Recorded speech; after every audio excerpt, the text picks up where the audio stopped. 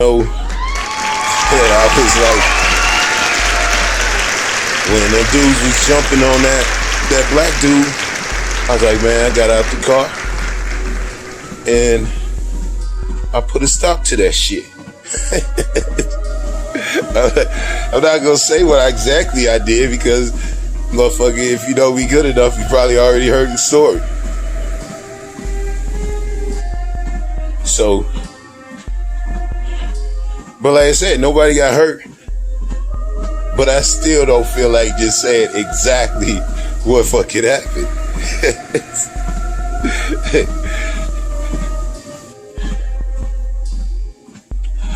I learned this shit a while back. I don't know who the fuck said it first, but I've heard it a bunch of different times in different ways. And it goes,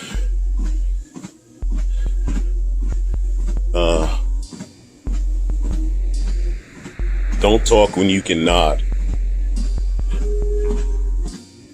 Don't nod when you can wink.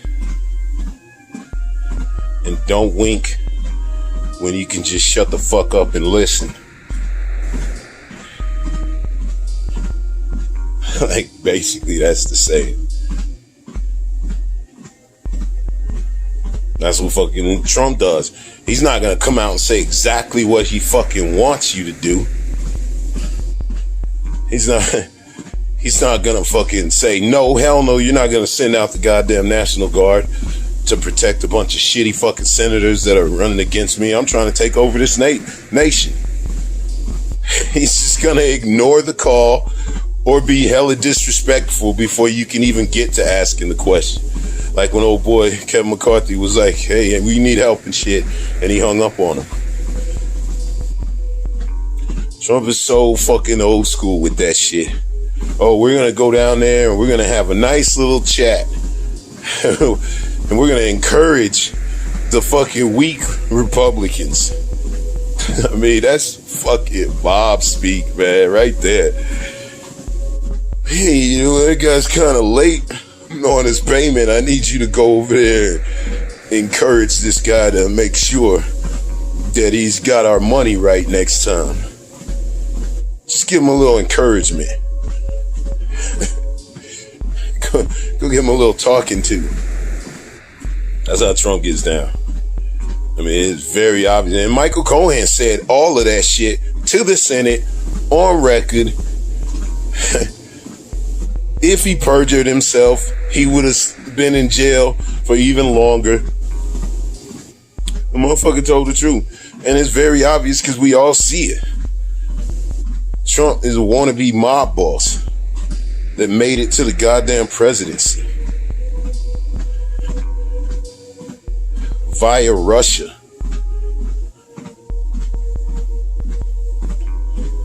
And he had them motherfuckers living in them goddamn computers for 9 months. That's how long it takes to have a fucking baby. This motherfucker, that's what they really need to fucking get up his ass about. How much did he know about that? How much did his people know about that? These motherfuckers were living in our computers, in our government. 9 months. Now, I'm not saying this shit's related, but, man, some motherfuckers was fucking with the water down in somebody's shit. They had it fucking hacked, and they were up inside somebody's water, and they poisoned the fucking water by putting like 500 times the amount of chemical that's supposed to go into that shit. That's the type, I'm not saying that's what happened, but that's the type of hack that you can do when you've been living in somebody's shit for 9 fucking months. You can do that and worse. No problem. And it just so happens that the fucking worst fucking president that we've ever had, who kisses Trump's or Putin's ass so hard all the time, and we end up with Putin hacking Trump for 9 months. And is anybody surprised? Hell no. Motherfuckers are trying to not talk about the fucking fact that it was Russia up in our shit for 9 months. Imagine what we could do to them if we were up in their shit for 9 months, knowing all their passwords, being able to do whatever the fuck we want, build back doors, so even when they fix it, we can go back in. We have no clue, but poisoning our water, that's just the tip of the fucking iceberg. If it was them, I'm not saying it was, I don't know, but I am saying that's the type of shit you can do. And way worse. Like they could fuck. Imagine you driving down the street and shit, and the motherfucking light turns green and shit, so you go, and then boom, soon as you out in the goddamn fucking intersection, this shit turns. And now you going through a red. Like different shit like that can happen. Or you just fucking green light comes on and the other light stays green, and now it's just 2 green lights in fucking opposite directions and motherfuckers is gonna smash. Somebody just do that shit all throughout the motherfucking country. That's the type of shit you can do. Delay flights. Fuck with goddamn the computers in the planes. Fuck with the air traffic controllers. There is so much shit that these assholes could do after being in our shit for 9 months. Man.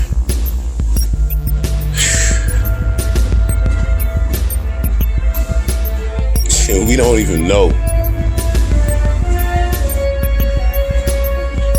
So, goddamn, we got cyber attacks, capital attacks, motherfucking 1 year anniversary. And today is the actual 1 year anniversary of Ahmaud Arbery. You know, this young man just jogging down the fucking street trying to stay in shape. Could have been any of our kids. Just happened by the wrong house full of fucking asshole rednecks of all kinds of generations. Fucking racist ass father and son see him. Go out hunting them like a fucking lynch party.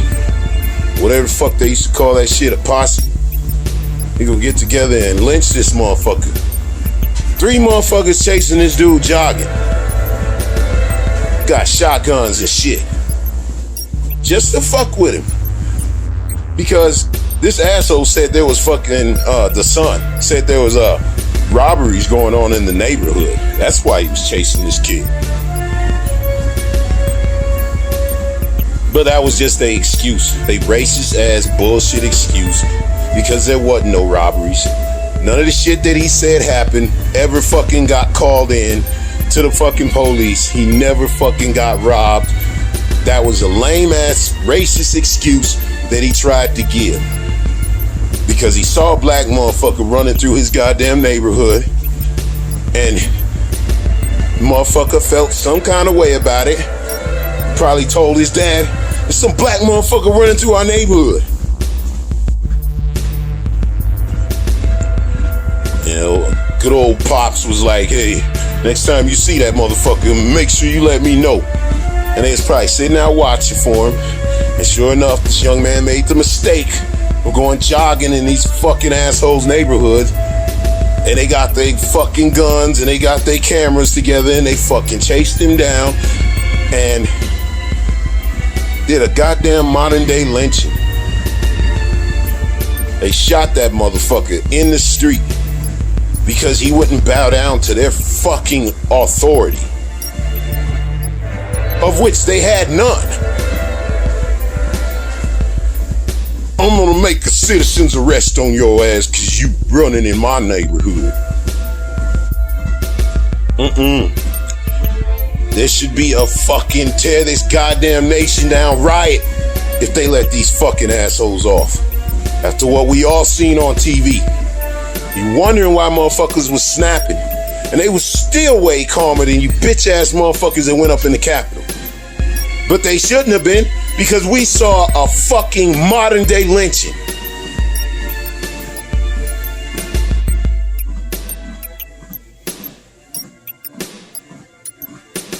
They shot this man 3 fucking times because he wouldn't bow down to their bitch ass authority. These fucking assholes wasn't even cops. They just white motherfuckers that assume the privilege of being able to stop anybody they fucking want.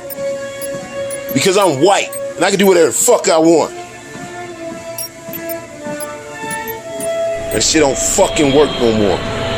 I swear to God, if these fucking assholes get off, if the fucking assholes that goddamn choked out George Floyd on fucking TV, fucking 10 minutes, for fucking 10 minutes,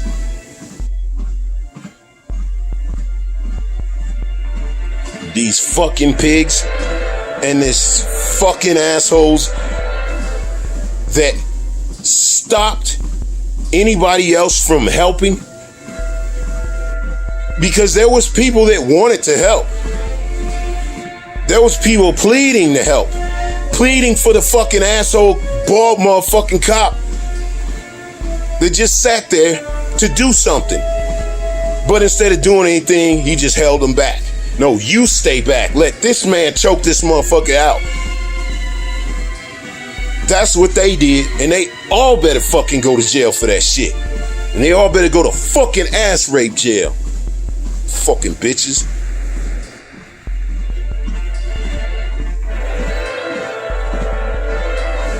And then a couple days later, motherfucker make this dumbass fucking stupid ass fucking drunk ass dumb fuck mistake of fucking falling asleep in a goddamn Wendy's driveway. And instead of waking him up and offering him a fucking ride, or you gonna be a real dick, take his fucking car. Motherfucker out driving drunk, he shouldn't have been. Motherfucker was wrong, but he didn't deserve to die.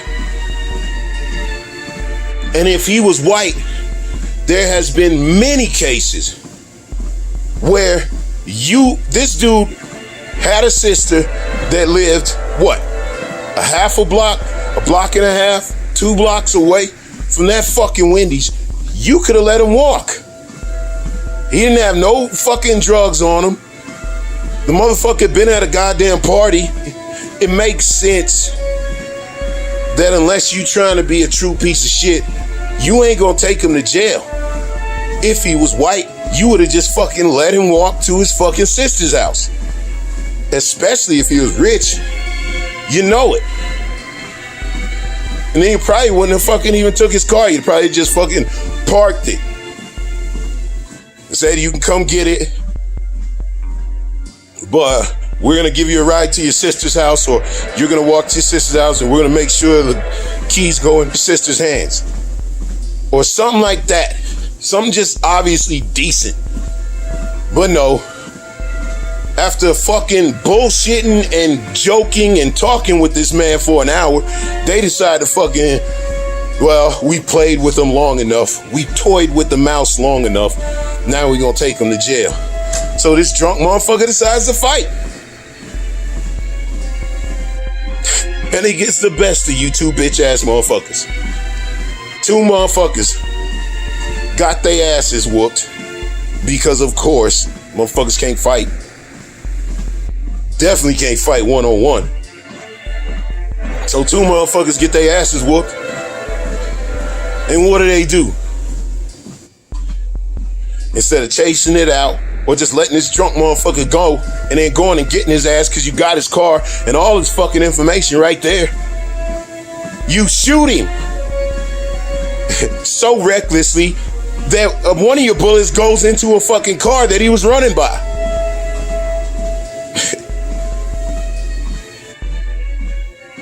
but you helping bitches walk down the fucking stairs of the Capitol.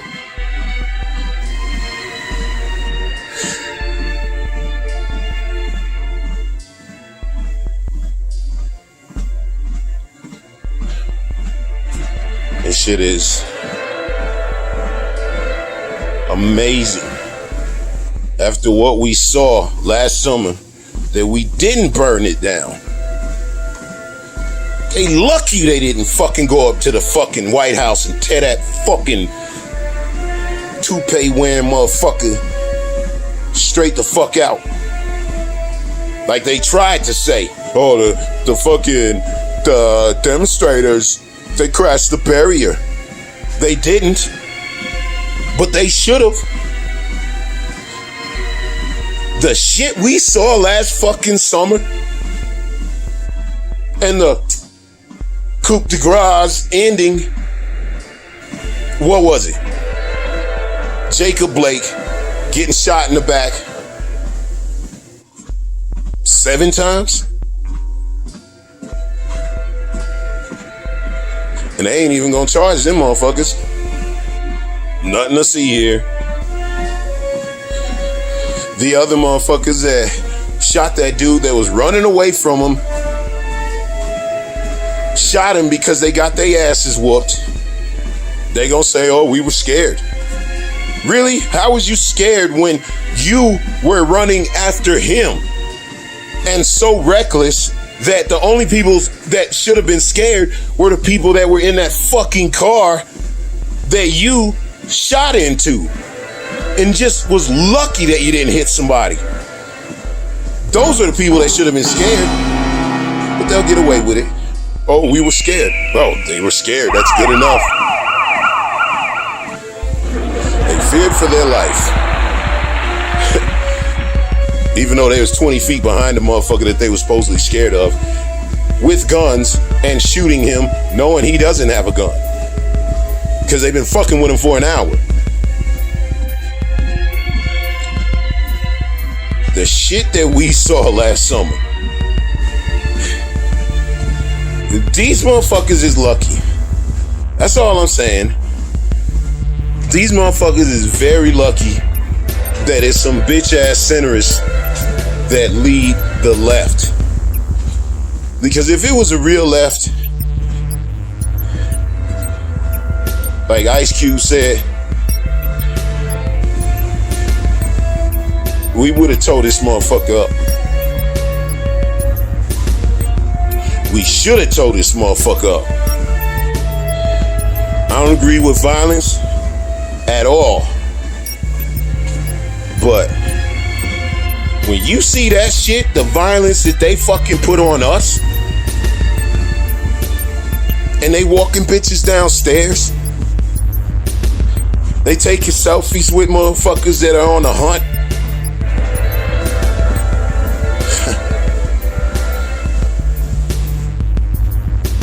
Seriously, these motherfuckers better not get off. It should be Rodney King, goddamn verdicts all over this fucking country if these motherfuckers get off. I mean, in reality, they fucking shoot the shit out of this motherfucker Jacob Blake in the back, and they've already canceled that shit. And I've gone through what I think really happened. They didn't agree. They said that motherfucker had a knife, so it was all good to shoot him in the back 7 times. That's how you handle us. But in the fucking riot after, I don't even know you call it a riot, it was a protest, until they started shooting and killing motherfuckers. The goddamn protest going in Kenosha, and some little snot-nosed fucking 17-year-old running around with a fucking AR shooting people. Running through the street. Fucking shooting them up. Anybody that got near him. Killed 2 motherfuckers. Brought there by his mom. And what did the fucking pig do when they saw him? Did they go up behind him and shoot him in his back 7 times? Did they hunt him down and shoot him because he didn't fucking goddamn bow down to their authority? Did they chase him and shoot into cars to shoot him in the back twice? Did they stand on his fucking neck for fucking 10 minutes while the crowd was fucking pleading with him?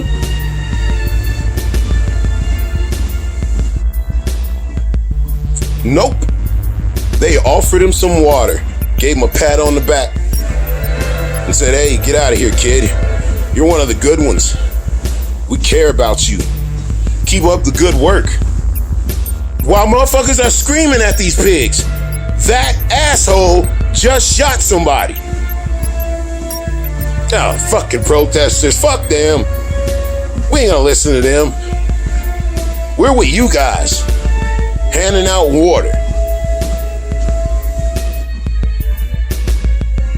In the riots, that this little shit shot somebody twice. In the riot that was a protest, and if it did spark into a riot, it's because motherfuckers was pissed off that Jacob Blake was supposedly near a knife, and you shot him in the back 7 times. But this little fucking spoiled, rotten piece of shit gets to fucking go. And not just go home, he fucks off to another state. Because he came to your state to do one fucking thing: mayhem. And the fucking cops, fucking red carpet. Fuck the police. Fuck the police so fucking hard. There ain't never been a more truer fucking sentiment in the history of American language. Fuck the police. The way they built the infrastructure, the way they started, everything about these motherfuckers is foul. If you're not a white man or a white woman that knows her fucking place, or one of these mixed up, brainwashed black motherfuckers or Mexicans. The thought that anybody can respect that system that does that, so obvious to us all the time, and we get all bent because we see it on TV, but the reality is so much of this shit doesn't get recorded. And they lie they fucking asses off. Don't they? You in a fucking traffic pullover. You pulls this dude over. Motherfucker runs away from your ass. 50-year-old man. Running. Slow as fuck. Away from your ass. And instead of chasing him or calling backup that you bitch ass motherfuckers always need to do, you shot him. Killed him. And then what'd you try to do? You fucking put a piece on him. And we all saw it because there was a dude recording you assholes from the bushes. But what did it say in the fucking police report? The guy had a gun. And he shot because he was scared. And the fucking cop, the second cop on the scene that saw exactly what happened, including the dude walk up and put the gun by him, signed off on it. Yup, that's exactly what happened. These fuckers lie. And the only reason we would have known anything about that case is because it got recorded. So much of that shit doesn't get recorded.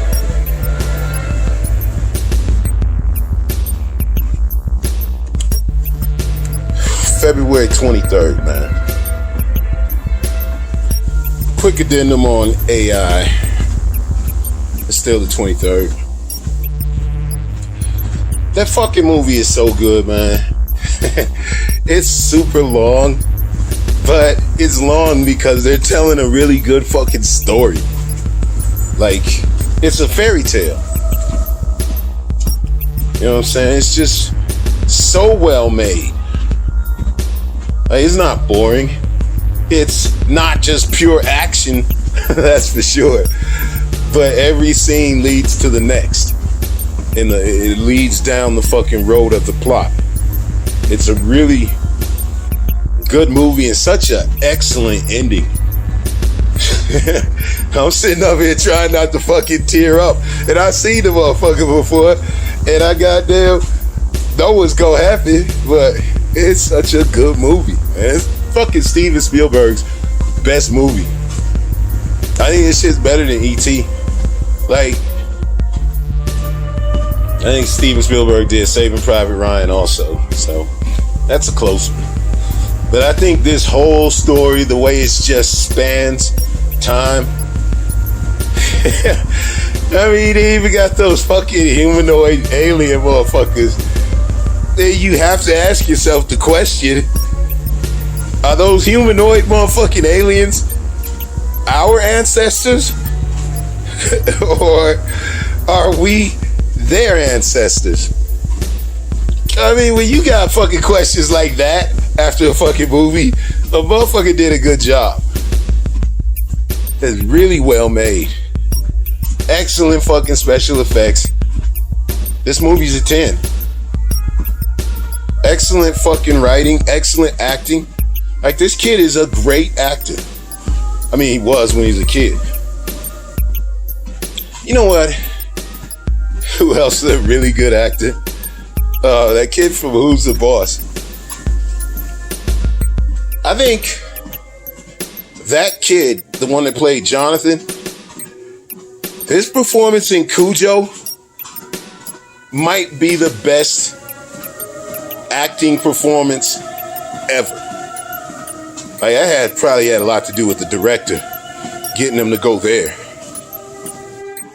Not through the whole movie, but when that kid's in that car with that big ass dog out there trying to get at him, I almost wonder if they fucking made it real for that kid. So he really wasn't acting. He was just reacting how anybody would react if a big ass fucking dog was crashing in at him. That kid, if he wasn't truly scared and he was just acting, my God, that kid should have won every fucking award that year for acting, including the adult awards. I have never seen anybody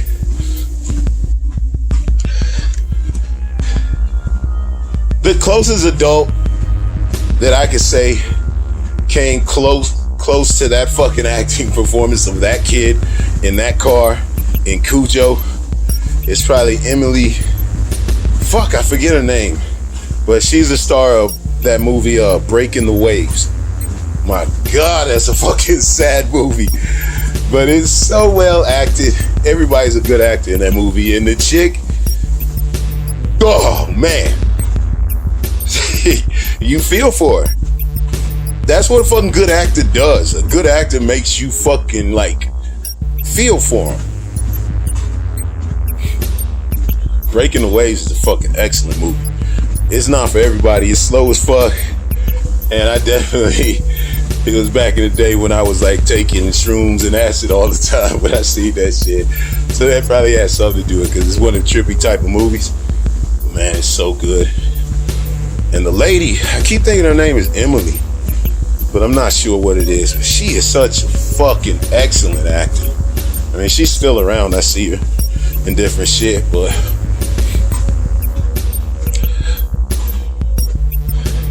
Breaking the Waves is her like fucking gold medal performance. But she's a lady. Probably the best acting performance I ever seen. Other than that kid in fucking Cujo. But this is a fucking such a good movie though, man. Anyway. February 24. 2021.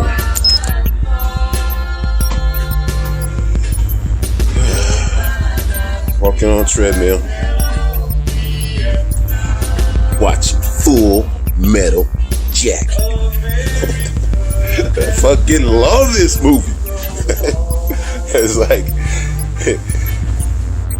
that fucking sergeant dude be talking so much shit. It's up getting smoked. That's such a good movie. It's the best Vietnam movie. Like, I think this shit's better than Platoon. Platoon's like serious as fuck. And this one like has a lot more fucking jokes and shit.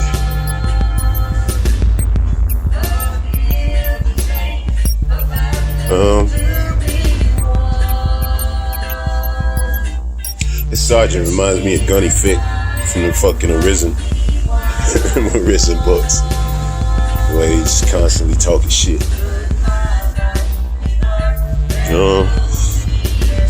Tiger Woods got into a motherfucking car accident. So all the shit that was going on yesterday, all them goddamn committee meetings, votes on near attending, all kinds of shit got postponed. Or not postponed, but motherfuckers didn't even talk about the cyber shit, all that shit. It's like Tiger Woods getting in an accident and hurt his fucking leg. He didn't die. He's not like seriously fucking about to die. The motherfucker got into a fucked up car accident, no doubt. But he's fine. So for them to stop all news because Tiger Woods got into a fucking accident, that's what I mean by these motherfuckers cannot walk and chew gum.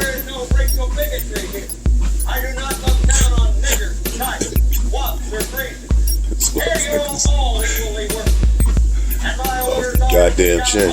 Anyway, yeah. Tiger Woods hurt his leg in a car accident, and they stopped all news. Motherfuckers was literally talking about the goddamn Capitol meeting, and they broke into, or the Capitol shit, who was to fucking be blamed for that shit. Like I said, they were all fucking pointing fingers at each other, and you can't even fucking find out like what you truly think, because they break into this shit.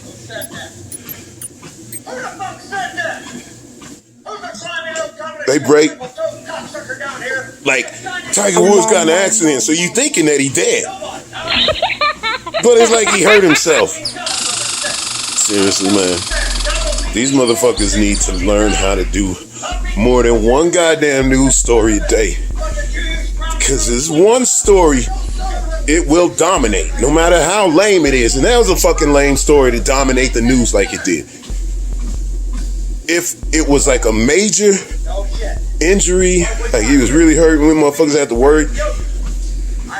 Now they just like, oh my God, will Tiger Woods be able to play golf again? Tiger Woods a day older than me. Out there playing professional golf. Not that golf is a hard sport, but tweaking your back like that on them swings and your knees and shit, the way you have to move them. It's not that golf is even an actual sport. It's like a leisure time activity, but it can still fuck you up because it's repetitive. Jesus Christ, working at 7-Eleven can fuck up your wrist because you're doing all this fucking repetitive shit. That don't mean 7-Eleven is a fucking sport. So golf ain't a sport. It's not even entertaining to me. I don't give a fuck about no motherfucking Tiger Woods. We just being real.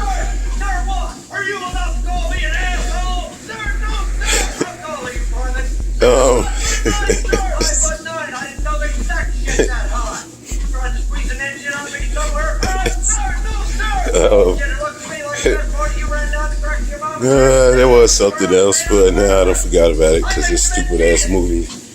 I can't fucking concentrate.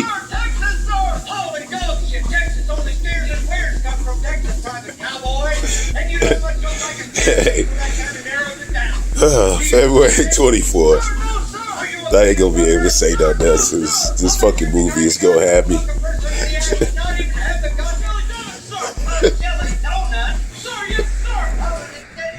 It's still the 24th. This movie is a goddamn cautionary tale. If you ain't fucking with the military, if you ain't in good shape, then you had like an easy life your whole, like you ain't never did shit. Going into the military, man.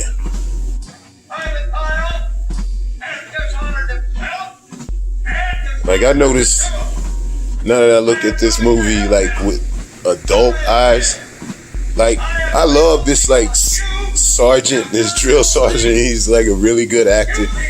He does like a really good job. And I've always kind of looked at it through his eyes. But now I'm like looking at it through who they call Gomer Pyle, the fat dude. Like he's obviously been like just, you know, coddled his whole life. The dude is probably on the spectrum. Definitely got some kind of mental illness. And you can like see him slowly cracking. And he's a fuck up. So he's fucking shit up for everybody else. So even motherfuckers that want him to succeed and want to help him, they like, man, fuck this motherfucker, man. He's fucking shit up for the rest of us. They doing push-ups right now because of his ass. And he's like clearly crazy. And they give him a gun and tell him to kill. Motherfucker, if you ain't in good shape, if you ain't ready to go when they tell you to go, no matter where it is they tell you to go, you shouldn't join the military, man. If you are in good shape and you're willing to go when a motherfucker tell you to go, then you should.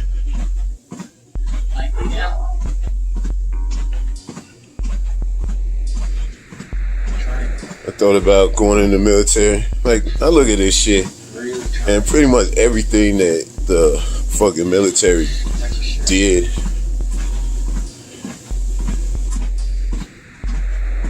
would have probably been easy for me to do. I used to run a lot and do all the dumb shit that they do, like, pretty easily.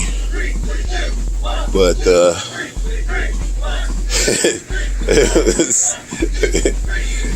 this motherfucker. There was two things that kept me out the military.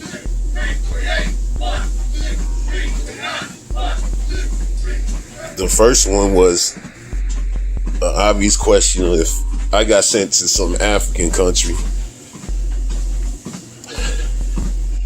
would I be willing to kill African people because some white motherfucker tell me? Just no good reason, because they don't explain shit to these motherfuckers.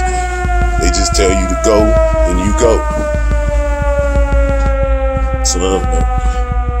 I think my answer to that one when I was 18 was nope. And then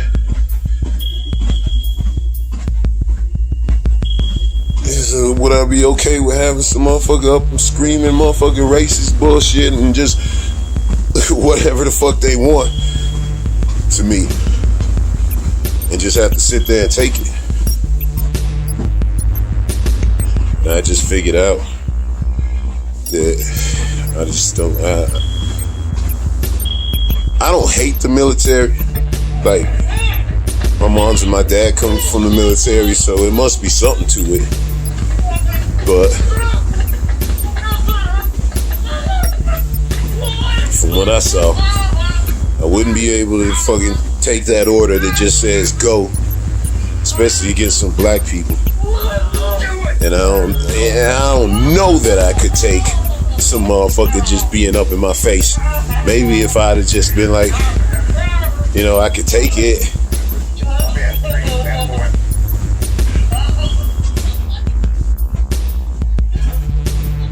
My kid's a really good actor. This dude that plays Gomer Pyle.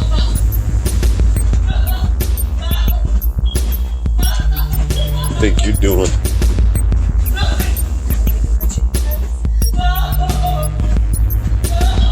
Don't step on my shit. I'll step on it if I want. Just kidding, I want to go flying up on my head.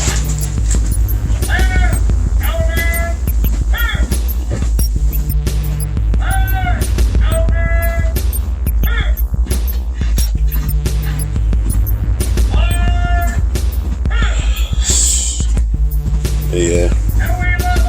I look it through this, through an adult's eyes, and I say, this fucking dude, Gomer Pyle, should have never been allowed in the fucking military. That dude is crazy as fuck.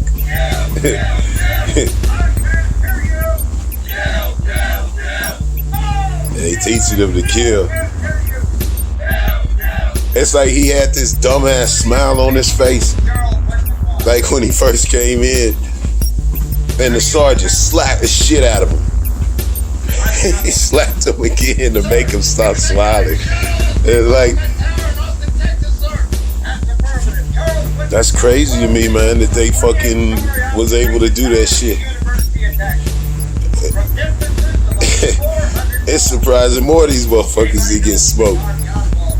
Putting hands on motherfuckers like that. Putting hands on motherfuckers that you teaching to kill. Reality is this Gomer Pyle dude should have just never been let in the military.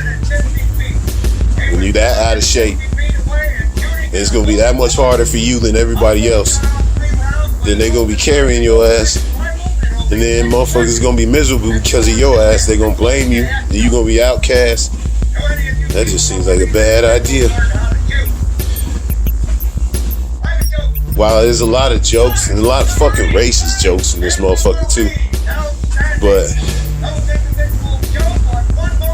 it's like when you see this motherfucker go through this first part of this movie is just so completely different from the rest of it. It's just all basic training and shit, and then the war is just completely just a different scenario. Everything is just different. It's a different look to the film.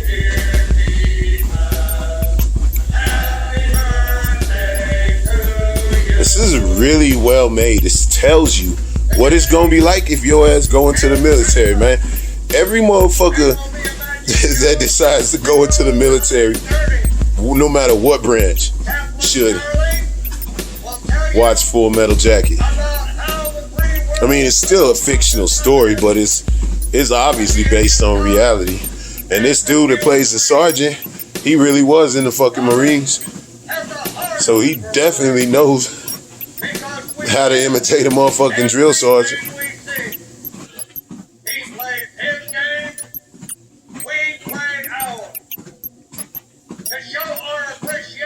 These fucking Trump, these assholes that were in that riot are all blaming Trump. That's their defense. He made me do it. And the judges should, and some of them are, I don't know all of them, but some of them are definitely like, no. If fucking Trump told you to jump off a bridge, would you do it? Which is something that you would say to a fucking kindergartner. That's their defense. And it's true, Trump did tell him to do it. Trump totally geeked them motherfuckers up. I said it when I saw it, and I still believe it now. But I also don't believe, as a grown motherfucker, that you can put everything on somebody just because you was told. Hell no. You do wrong because somebody tells you, then you a stupid motherfucker. You can't be letting people geek you up. Like when I talk about how I used to instigate shit sometimes, and sometimes I wouldn't even know I was doing it. I remember one time I was in jail. I was in Provo jail for smoking weed in the club. Bitch ass motherfuckers. But anyway, I'm in that motherfucker. And I'm playing cards with these two white boys. And you know what I'm saying? When I play cards, I be getting, hyped and slamming the cards and getting geeked up and shit. And I talk a lot of shit. Like, I talk all kinds of shit. I talk about your mama. Like, it's like that. But it's never really serious to me. Like, I'm never being serious. I'm just like, I like to fuck with people and talk shit. So, fucking playing some kind of game. I don't remember if it was Tonk, Spades, or something. It was probably Tonk. Or even 21. I don't know what the fuck it was, but it was just three of us. So, these two dudes were in before I came in. They were friends. Like, they were cool with each other. They're at least like jail friends. I get there and I'm just fucking playing and shit. We playing cards. And I'm like, I can't remember what it was.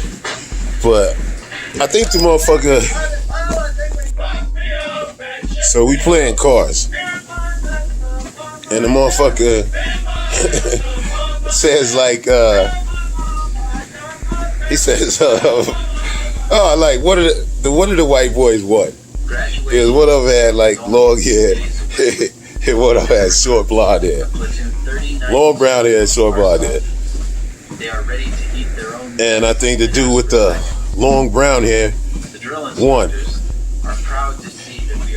Hey, these dudes were friends before they ever met me or anything. And we had been playing cards for maybe like 2 days. So they kind of knew that I talk a lot of shit. These motherfuckers, the white boy, or the dude with the long hair wins. The dude with the short hair, it's like, this is bullshit. He said some like smart ass shit. Like, something to the point that this dude cheated. It was totally innocuous, nowhere near amount the shit I had been talking to these motherfuckers. But I was like, ooh, hell no, you gonna let him talk to you like that?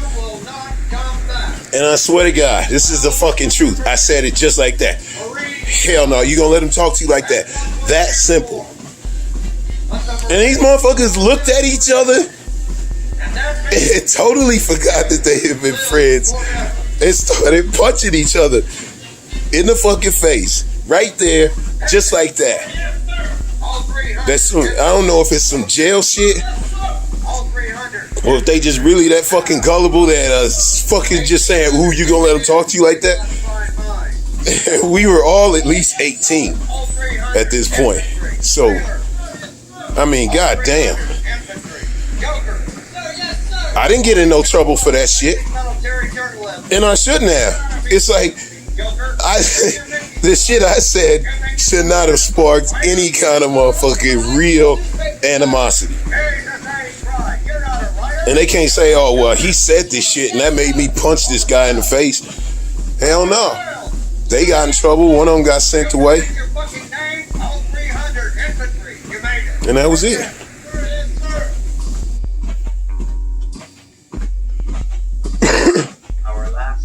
I don't know. Somebody tells you do some stupid shit, don't do it. How about that?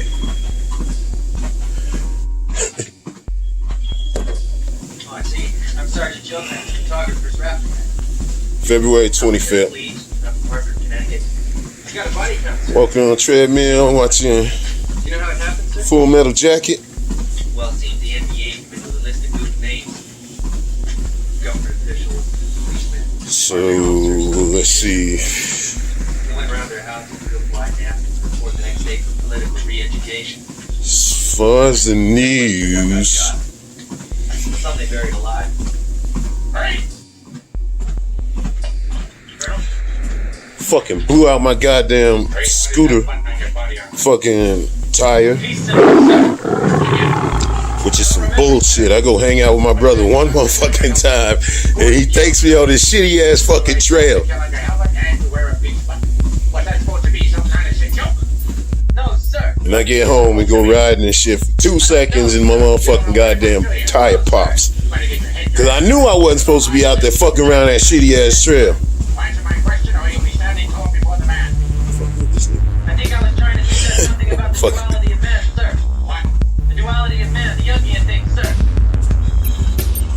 As far as the news, Sir, you have your time ready? Yes, sir. um, I'll get it with the program. Why don't you jump on they this? say Jamal Khashoggi. Yes, sir. Jamal Khashoggi. We are here. Vietnamese, because inside every group, there is I can't say that shit like the motherfucking Arab. So his name is Khashoggi, as far as I'm concerned. until this peace trade goes over. Motherfucker dead. They finally getting to around this blaming the motherfucker that we all knew did it. That Mohammed bin Salman, whatever his name is, MBS. They call him.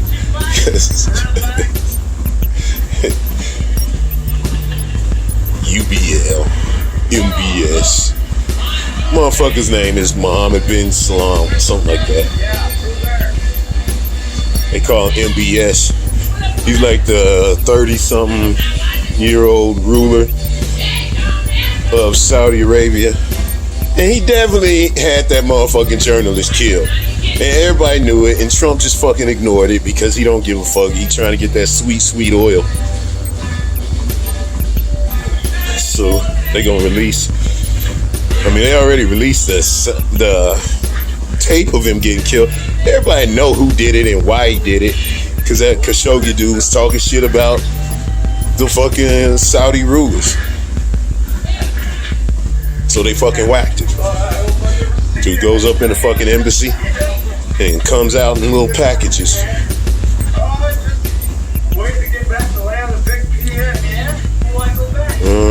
Near Tandon. That stupid shit is still going on. This is my bro Joker from the island. They legalized and decriminalized and gonna make it so 1/3 of the motherfuckers at least that get weed business titles are gonna go to minorities. Well, most likely it's gonna go to white women because that's what they always do. They be like, oh, we're gonna make sure the minorities get this shit. It just be a bunch of white women get the fucking license. So I'd be surprised if it's not like that. Fucking Utah, dumb fucking assholes. Legalized it for medical. That's the worst thing you fucking dim-witted assholes can do, by the way. You legalize it for one chunk of fucking society and make it goddamn super illegal for the rest of the fucking society. So yeah, it's great for these motherfuckers that got medical cards and just motherfucking can go get a goddamn, basically a get out of jail free card by saying you got any kind of fucking feelings, you know, you got fucking anxiety or whatever the fuck, you go get a weed card. And it's a fucking get out of jail free card, basically. Because that's all it is. Somebody else get caught with that shit because these assholes didn't decriminalize it. They can still go to jail, and most likely it's gonna be worse. Higher fucking sentences. Because you're letting somebody get away with the legal shit. So that means if people are doing it illegal, you're gonna go harder on them. That's how it's always been. That's what happened in California. That's why you know it's a bad idea. California showed us that you do not legalize without decriminalizing. Otherwise, just a bunch of rich assholes go out and get their motherfucking get out of jail free card, and poor motherfuckers and everybody else that don't fuck with that shit get fucked over. You cannot legalize without decriminalize. And you a fucking asshole piece of shit, dumb fucking moron if you fall for that fucking lame ass bullshit. And trust me, there's plenty of people fall for it because these dumb fucks voted for that shit here in Utah. And I fucking told motherfuckers, man, these stupid motherfuckers, you do not legalize without decriminalizing. You're just gonna make it harder on everybody else. I fucking told people this shit, and they still went out and fucking voted for this fucking legalization bullshit without decriminalization. You don't legalize it for fucking only medical, and then everybody else is stuck in the same boat as always.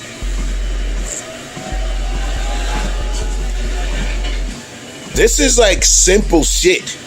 We saw what happened in fucking California when they only legalized it for medical. They went harder on everybody else. And a bunch of fucking rich kids just fucking basically, all they had to do was get a fucking card for anxiety, whatever the fuck. And it was a get out of jail free card for rich people. And what, 20 years later, these dumb fucks in Utah just did the same fucking thing. And let me tell you something. I know people that was like, oh, we're gonna legalize weed in Utah. No, you dumb fucking stupid fuck. You ain't fucking legalizing weed. You are making it legal for rich motherfuckers. And some sick. And sick motherfuckers that want to smoke weed, that's fine. But don't fucking tell me the sick motherfuckers is the only ones that fucking should be able to fucking goddamn live without fucking going to jail for fucking around with weed. And you dumb fucking idiots fell for it again. After I told some of you motherfuckers, straight to your fucking dumbass faces, do not vote for fucking legalizing medical weed unless they also include decriminalization. And what did you dumb fucks do?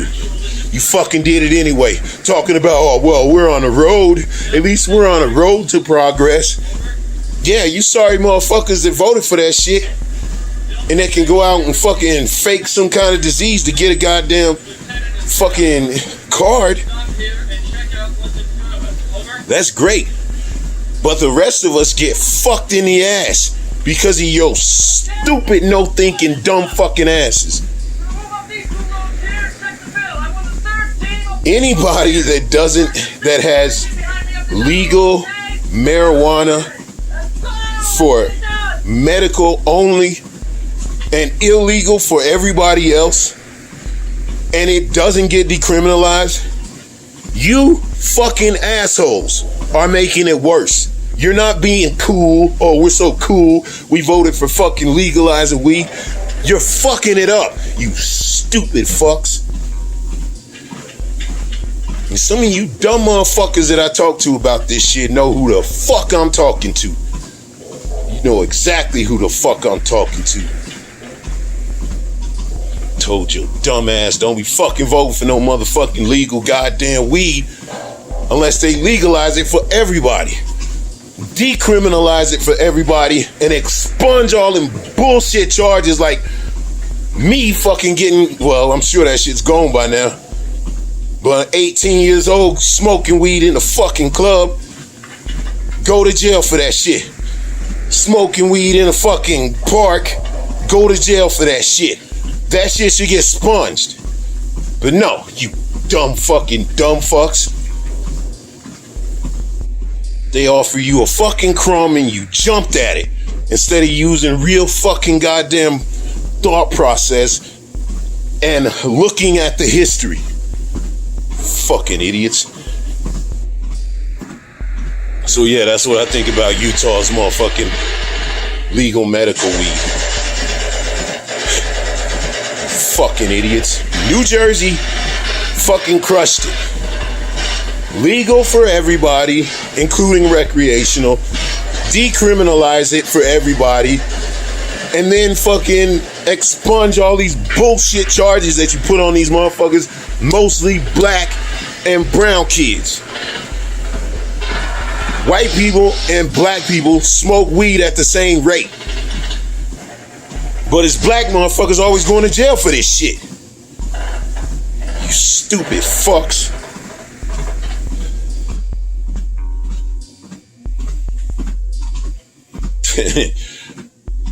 And New York got motherfucking Trump's tax returns. So that should get interesting. Real fucking quick.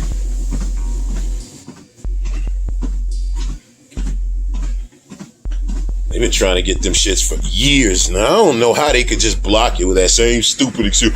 Oh, I'm under audit, so I'm not allowed. That's a bullshit excuse. It was never true. Just because you on the audit doesn't mean that you couldn't have fucking talked about what the fuck was in your shit. And you couldn't have shared them with anybody. If you had fucking faith, you ain't been up to no bullshit, you would.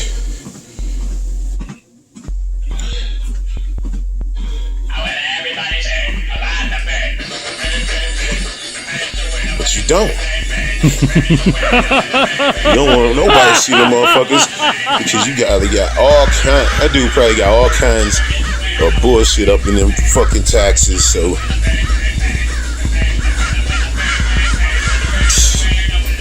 if New York or Manhattan or whoever the fuck it is that has that shit, if they keep that shit to themselves,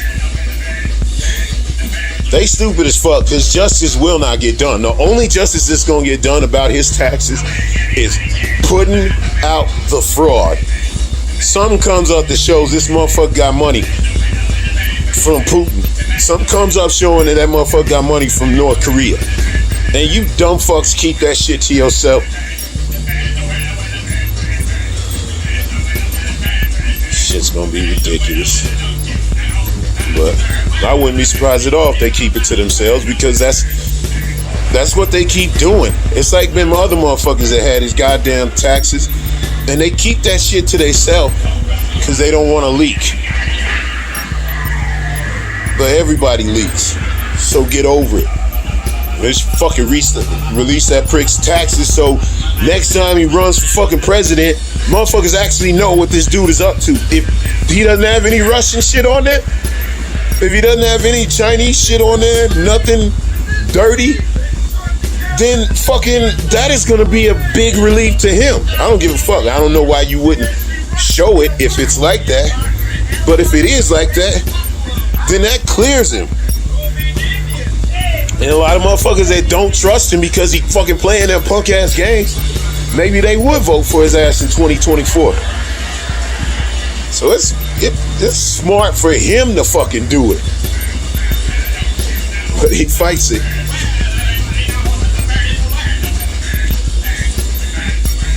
Anyway, that's about it.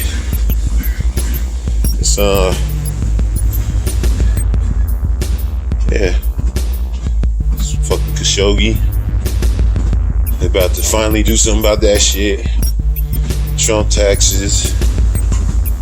Cuomo out there trying to be kissing bitches. I don't know if that's true. I hope it's not, because I don't hate Cuomo. I think he's like arrogant. And like I said, I ain't in love with these fucking Democrats. I mean, Republicans suck, but Democrats, man, they be disappointing.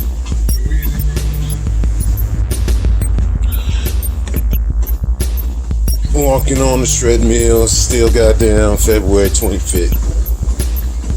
Still watching Full Metal Jacket.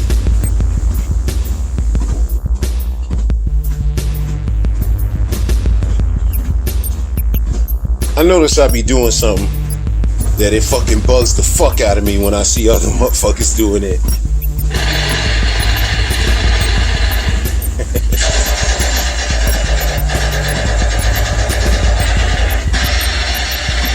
It's like, I'll say something, give my opinion real quick, but don't actually say any like evidence or how you should do it or anything, or how it can be achieved. I'll just say you should do this. Boy, this is bullshit, without actually giving proof as to why it's bullshit. I noticed that's why that fucking whole Neera Tanden shit bugs me so much. Cause 99 times out of 100 when you hear these motherfuckers bitching about her, it's either bitching about how she's fucking not good, not a good person, and talking about all these fucking things that they think she's fucking said on fucking Twitter or whatever. And like I said, that's fucking petty. I've literally seen one person give actual evidence as to why they think she's a piece of shit. And while I agreed with her, while I agreed with her assessment, the chick that I saw that gave the like a really good explanation as to why she don't like Neera Tanden. It's basically because she, the person that was complaining about Neera Tanden, is a progressive, and she don't think Neera Tanden is progressive enough. You know what I'm saying? She was like, the fucking tweets and shit, that's a stupid fucking petty thing. What I don't like about this chick is she took money from this place and this place and this place when she was supposed to be head of a progressive think tank or whatever the fuck she was running. And I'm like, you know what? While I don't agree with you, because just because she ain't as progressive as you doesn't mean that should be disqualified or she's somehow unqualified. Everybody is less progressive than me. That doesn't mean I think they should all fuck off to death. The reality is, just because somebody doesn't fit your shit exactly, that is not an excuse to say that somebody is unqualified. Well, you at least gave fucking a real assessment of your beliefs, which most of these motherfuckers don't. They just be like, oh, I hate Neera Tanden because she's a bitch. Oh, she said this mean shit about somebody. Or she's unqualified, without giving any kind of fucking details as to why she's unqualified. And that shit pisses me off. And I hear these Bernie bros saying that shit all the time. And I think the reality is she probably ain't as progressive. She fucking hanging out with Hillary Clinton. She probably ain't as progressive as a lot of progressives would like. But so the fuck what? Joe Biden is not a fucking progressive. He's a fucking centrist Democrat. A liberal. So while the chick gave a Strina from the Young Turks gave an extremely cogent argument as to why she personally don't like Neera Tanden. She's the only one that I've heard give that argument. And it's still not good enough because you're just saying she's not my personal pick. So I think that should disqualify it. And that's, you know what I'm saying? That's you assuming that you know what's perfect for everybody. And you don't get that assumption. I don't get that assumption. Nobody gets to fucking assume that in a fucking democracy. You have to try to get along. Would you rather him pick out somebody that fucking Joe Manchin really likes? I mean, progressives need to stop with the fucking purity, basically. Because that's what it is. If it's not sexism from Joe Manchin, if it's not petty shit from the Bernie bros, then it's y'all motherfuckers on the left going with that purity bullshit. You need to look for fucking allies. Not always fucking trying to cancel out everybody that is not as pure as your ass.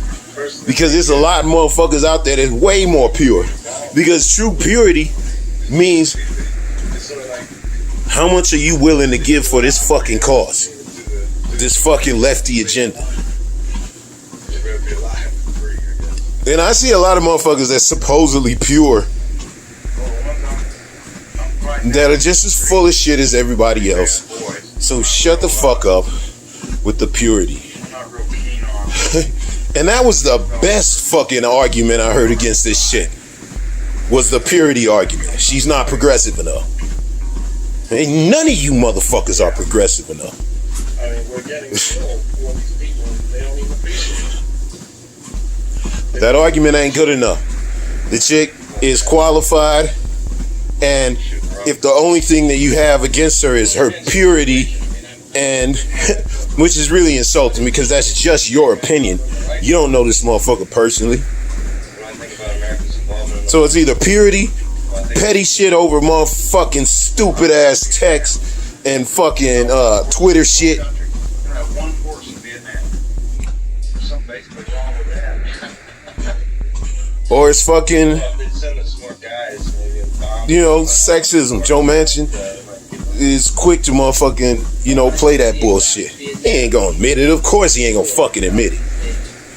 But give me a break. I wanted to meet interesting Motherfucker ain't have, people. even if you just ignore the Bill Bars and the Jeff Sessions and shit like that, Shit on my block to get it. and a whole bunch more that he's fucking had no problem with. Near it, there's one thing that I was just like, fucking, I guess enlightened to.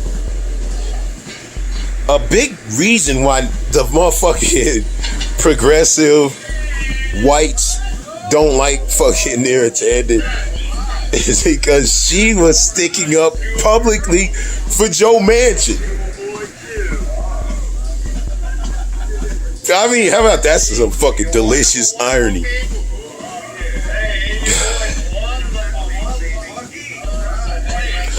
Number one. Hey. So, yeah. As far as explanations go, like, how do you get rid of guns? Why do you have such a problem with legal weed? Such a hard-on for decriminalization. That's probably other shit. And I've also noticed when I look over these motherfuckers, because I look over them sometimes to make sure I'm not saying the same shit all the time. Fucking repeating myself. I repeat myself enough when I get going, and these motherfuckers don't need to repeat the same subject. So basically, when it comes down to like why I think fucking legalize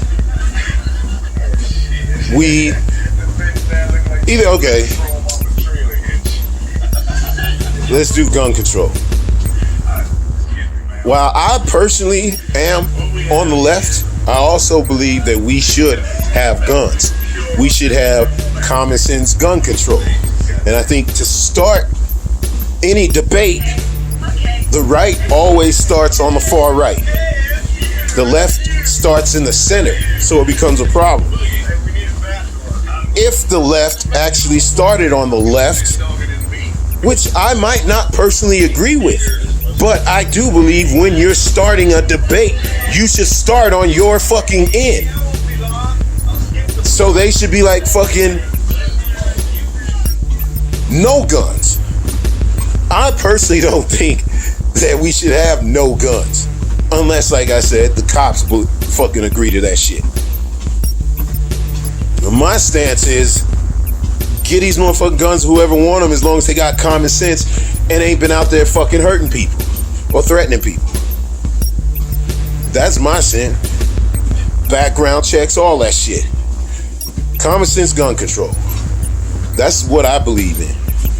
But I believe if you're gonna start a debate with some motherfuckers and say everybody got goddamn guns, then you should start your shit with nobody has guns. And then work your way to the middle as you need to. So, how do you get rid of all the guns? You do a buyback. You do a fucking government buyback where you say, look, man, we're gonna give you people a fucking amnesty if they're stolen, if they got bodies on them. We don't give a fuck. We're taking all your fucking guns back. We're not gonna make you sign shit. We're gonna give you fucking money. We're gonna give you a legit amount that you would pay or you would get paid if you like took it to a pawn shop or sold it to somebody. Give you a legitimate amount. So if you got a motherfucking shit ton of guns, you go fucking turn them bitches in and you get a shit ton of money back. If you get one gun, you go turn that bitch in and you motherfucking get some money back for it at least. You give like a 60-day amnesty where you can just come in anytime you want, dump off your fucking guns, because these bitches are about to be illegal. And instead of giving you money when we catch you after this 60 days amnesty, there is going to be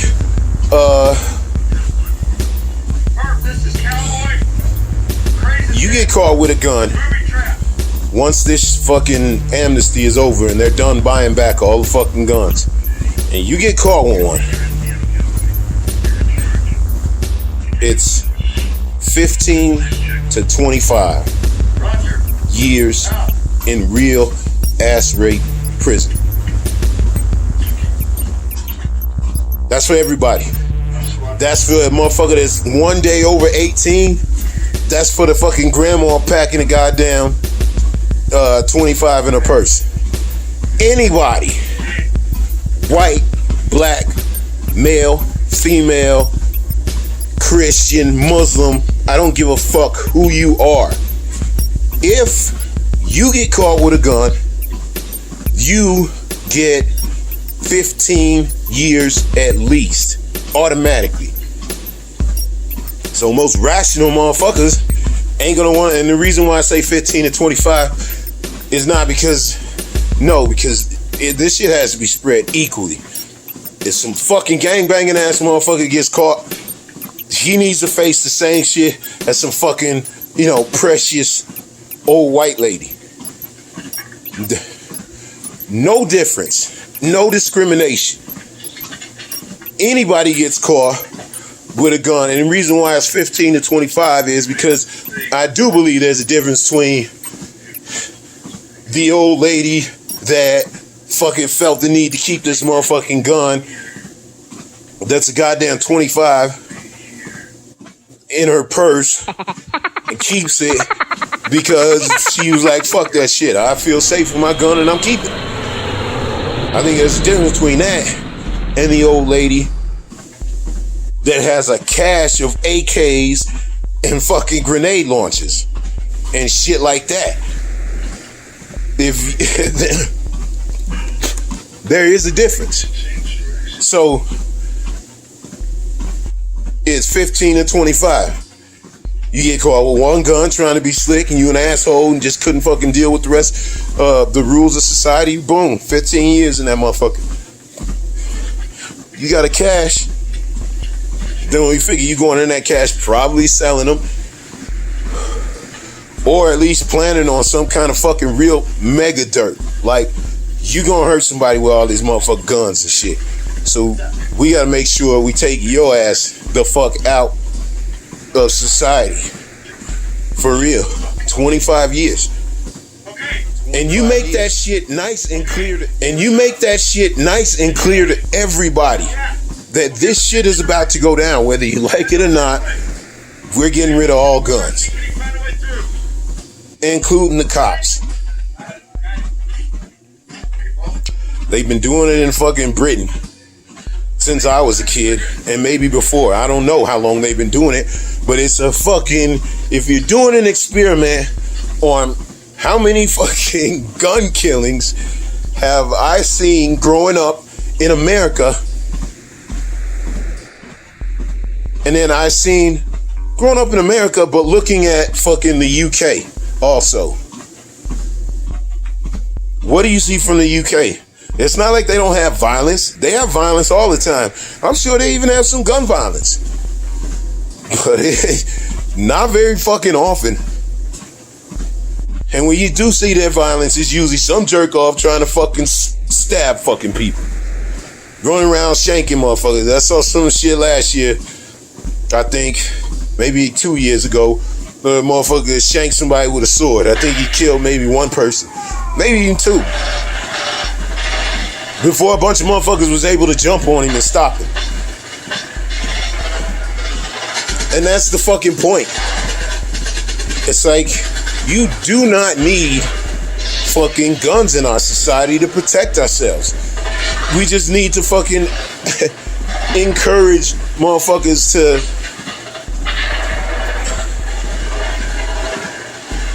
think before they flip the fuck out, basically. And if they don't, and they still flip the fuck out, they can't do so much carnage. Like the motherfucker with a sword on that bridge in UK a couple years ago. I'm sure if he'd have had a gun, he'd have killed everybody on that bridge. But he only had a sword. So he had to fucking do what? He had to sit there and stab somebody, and then a bunch of motherfuckers tackled his ass. People got hurt, no doubt about it. A couple people got killed. But there is a difference when it comes to the maximum carnage that you could do with a fucking gun. And the cops don't need them, clearly, because they haven't even had them since I was a kid. They can still have a mace. They can still have a gang of 30 motherfuckers that gonna jump on motherfuckers. And you know they're still gonna do fuck shit. But at least when you're trying to pull out a fucking wallet, if the asshole maces you because he's fucking scared, it's not as big a deal. Yeah, you sue his ass. But at least you live to sue. Nobody should have guns. Not us, not them. Everybody gets rid of their guns. This fucking society will surprisingly fucking be like a lot more peaceful. So, I mean, this is very fucking obvious to me. These motherfuckers, if they really wanted, if the lefties really wanted to push a goddamn agenda, then motherfuckers get behind. Explain it nice and simple. We're taking these guns away because we don't want our kids to be fucking scared when they're in school and somebody's gonna come in there and fucking shoot the shit out of them. Not because it's some kind of fucking crazy theory that they're worried about might happen, but because we know it's happened many times and it's going to happen again. There. That's the lefties' argument to getting rid of guns, and that's how you actually do it. Because you know what? I don't want to go to jail for no 15 fucking years, so I go give my motherfucking gun up. And anybody else that doesn't want to will almost certainly be the type of motherfucker that will challenge. And when they challenge the fucking law and all that shit, and even to the point where they ready to go to war for it, you say, look, you want to go hunting? You got hunting lodges. You can rent a gun, just like you rent a gun at fucking shooting site where you fucking practice your motherfucking aim, a shooting range. You can rent a gun and then you put that motherfucker back when you're done. Only the best of the motherfuckers get to keep that motherfucking key to where these guns are locked to, by psych eval and by fucking background, really good background check. That's simple. America will never agree to it, but at least you have a starting point on the left that you can actually sell. And then when the motherfuckers on the right freak the fuck out, realizing that there's actually people that agree with this motherfucking shit over here, they will be willing to come to the middle. Right now, there is no lefty argument. So they can just be as dismissive and hateful as they want to be when y'all motherfuckers come up with these weak ass centrist ideas. They don't care. They don't care that most of us fucking in this country want us to goddamn do fucking common sense gun control. They don't care because they know there's no real opposition. The left needs to get behind shit like this. Even if you don't truly believe it, you should believe this is where the left should start if you're a true lefty. As far as fucking the legalization of weed, why that shit gets me so fucking pissed off, Where's the sniper? is motherfucker, when I said I got knocked in fucking Provo for smoking weed in a bitch ass club, I got, you know, there's actually another story from that Provo jail. Yeah, hopefully I don't get so distracted that I can't remember what I'm just talking about. I'm talking about motherfucking weed and why it should not only be legalized, but it should be decriminalized.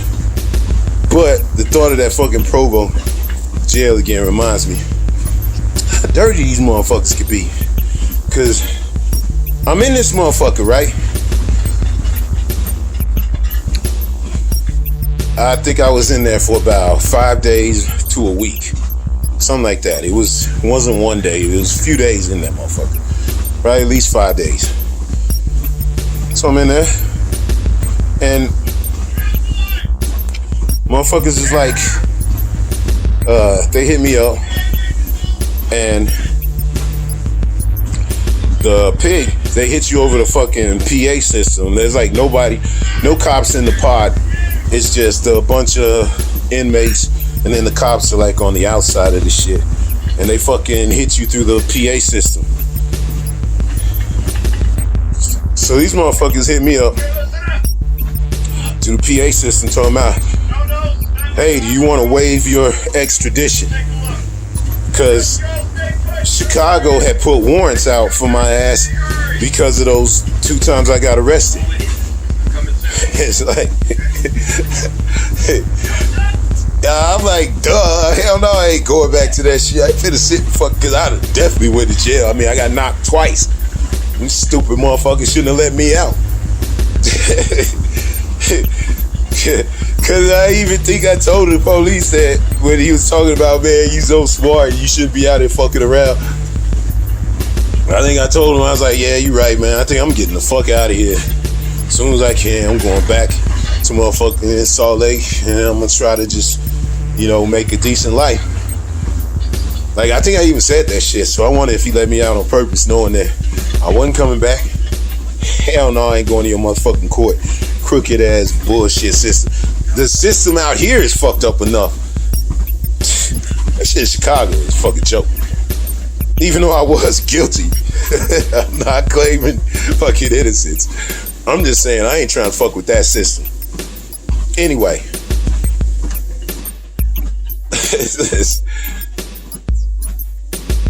In Chicago, so they like trying to get me to. The system in Chicago was bullshit, and I ain't trying to go back to that shit. Basically, I got the fuck out of there because I wasn't trying to deal with that shit. So, motherfucking, they hit me up while I'm in jail in Provo, like I said, for smoking weed in the court. Or I mean in the club. Smoking weed in court.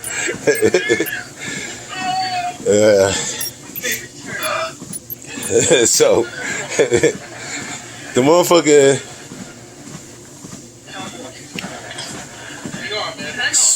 God damn, this fucking movie is brutal. Keeps fucking up the shit. So, the motherfuckers in Chicago sent out a warrant for me not fucking going into their shit, into their court. So in Provo, they get a hold of the fucking warrant that says I got some little drug shit, and that's what it was. It was tiny, little shit. You know what I'm saying? I was one of the boys in the hood, the motherfucker standing on the goddamn corner. Not the motherfucker that's actually making the money. I'm the jackass that's motherfucking making the least money on the motherfucking totem pole. But they asked if I wanted to go back to Chicago, basically. Did I they said Chicago's got a fucking warrant for my shit, and did I want to waive extradition? Those were the exact words they hit me with. I'm fucking 18. I don't know what any of that shit means except warrant in Chicago. So I'm figuring wave meant wave them in. Like, I'm like, hell no, I don't want to wave these motherfuckers in to come get me and shit. Like, it didn't, the word waiver probably wasn't even in my vocabulary. So, and instead of asking me, hey, do you want to sign a waiver that gives away your fucking rights? Fucking asshole pigs. They asked me in this old confusing ass way, do you want to waive extradition? So I'm like basically, my fucking thought of waive extradition meant fuck off. I don't want no fucking extradition. So I want to waive that shit. But waive it actually means, do you want to sign a waiver? Fucking corny ass motherfuckers could have asked me that shit. Could have said that shit much better. So I'm like, fuck yeah, I waive that shit. I don't want that shit. I ain't going back. I'll fucking waive that shit. It is old white dude. I think he was my cellmate. He comes running up. He was like, wait a minute, hold up. Do you want to go back to Chicago? I'm like, fuck no, I don't want to go back there. I'm fucking chilling. I'm established in this motherfucker. Hell no, I don't want to go back. And then he was like, he doesn't waive. He does not waive extradition. Like, he says that to the fucking cameras for me. And then the camera asshole comes back, well, he needs to say it for himself. So I'm like, fuck no, hell no, I don't waive that shit. Thanks for fucking telling me what it means, by the way. You trying to fucking trick me, you bastards. I mean, that's not what I said, but that's definitely what I was thinking. That old white dude was cool as fuck, man. Because he could have just sat there. Because I think I had talked to him about, you know what I'm saying, just life and shit. Because he's like one of them old, I say old, I'm like 18. He might have been my age. He had a long ass fucking gray beard, a long ass gray hair. So motherfuckers old to me. But that dude jumped up quick as fuck and was like, he knew I was about to get fucked over, and he fucking stopped him. That was some cool shit. Because I gotta imagine my life would have went down a complete different road if I'd have went back to Chicago and had to fucking deal with fucking police. I would have definitely became dead, strung out, or my most vicious version of myself. Like, that's what I'd have had to become to go up in that motherfucking jail and get some motherfucking respect. And I ain't trying to be nobody's bitch. I'd rather die. So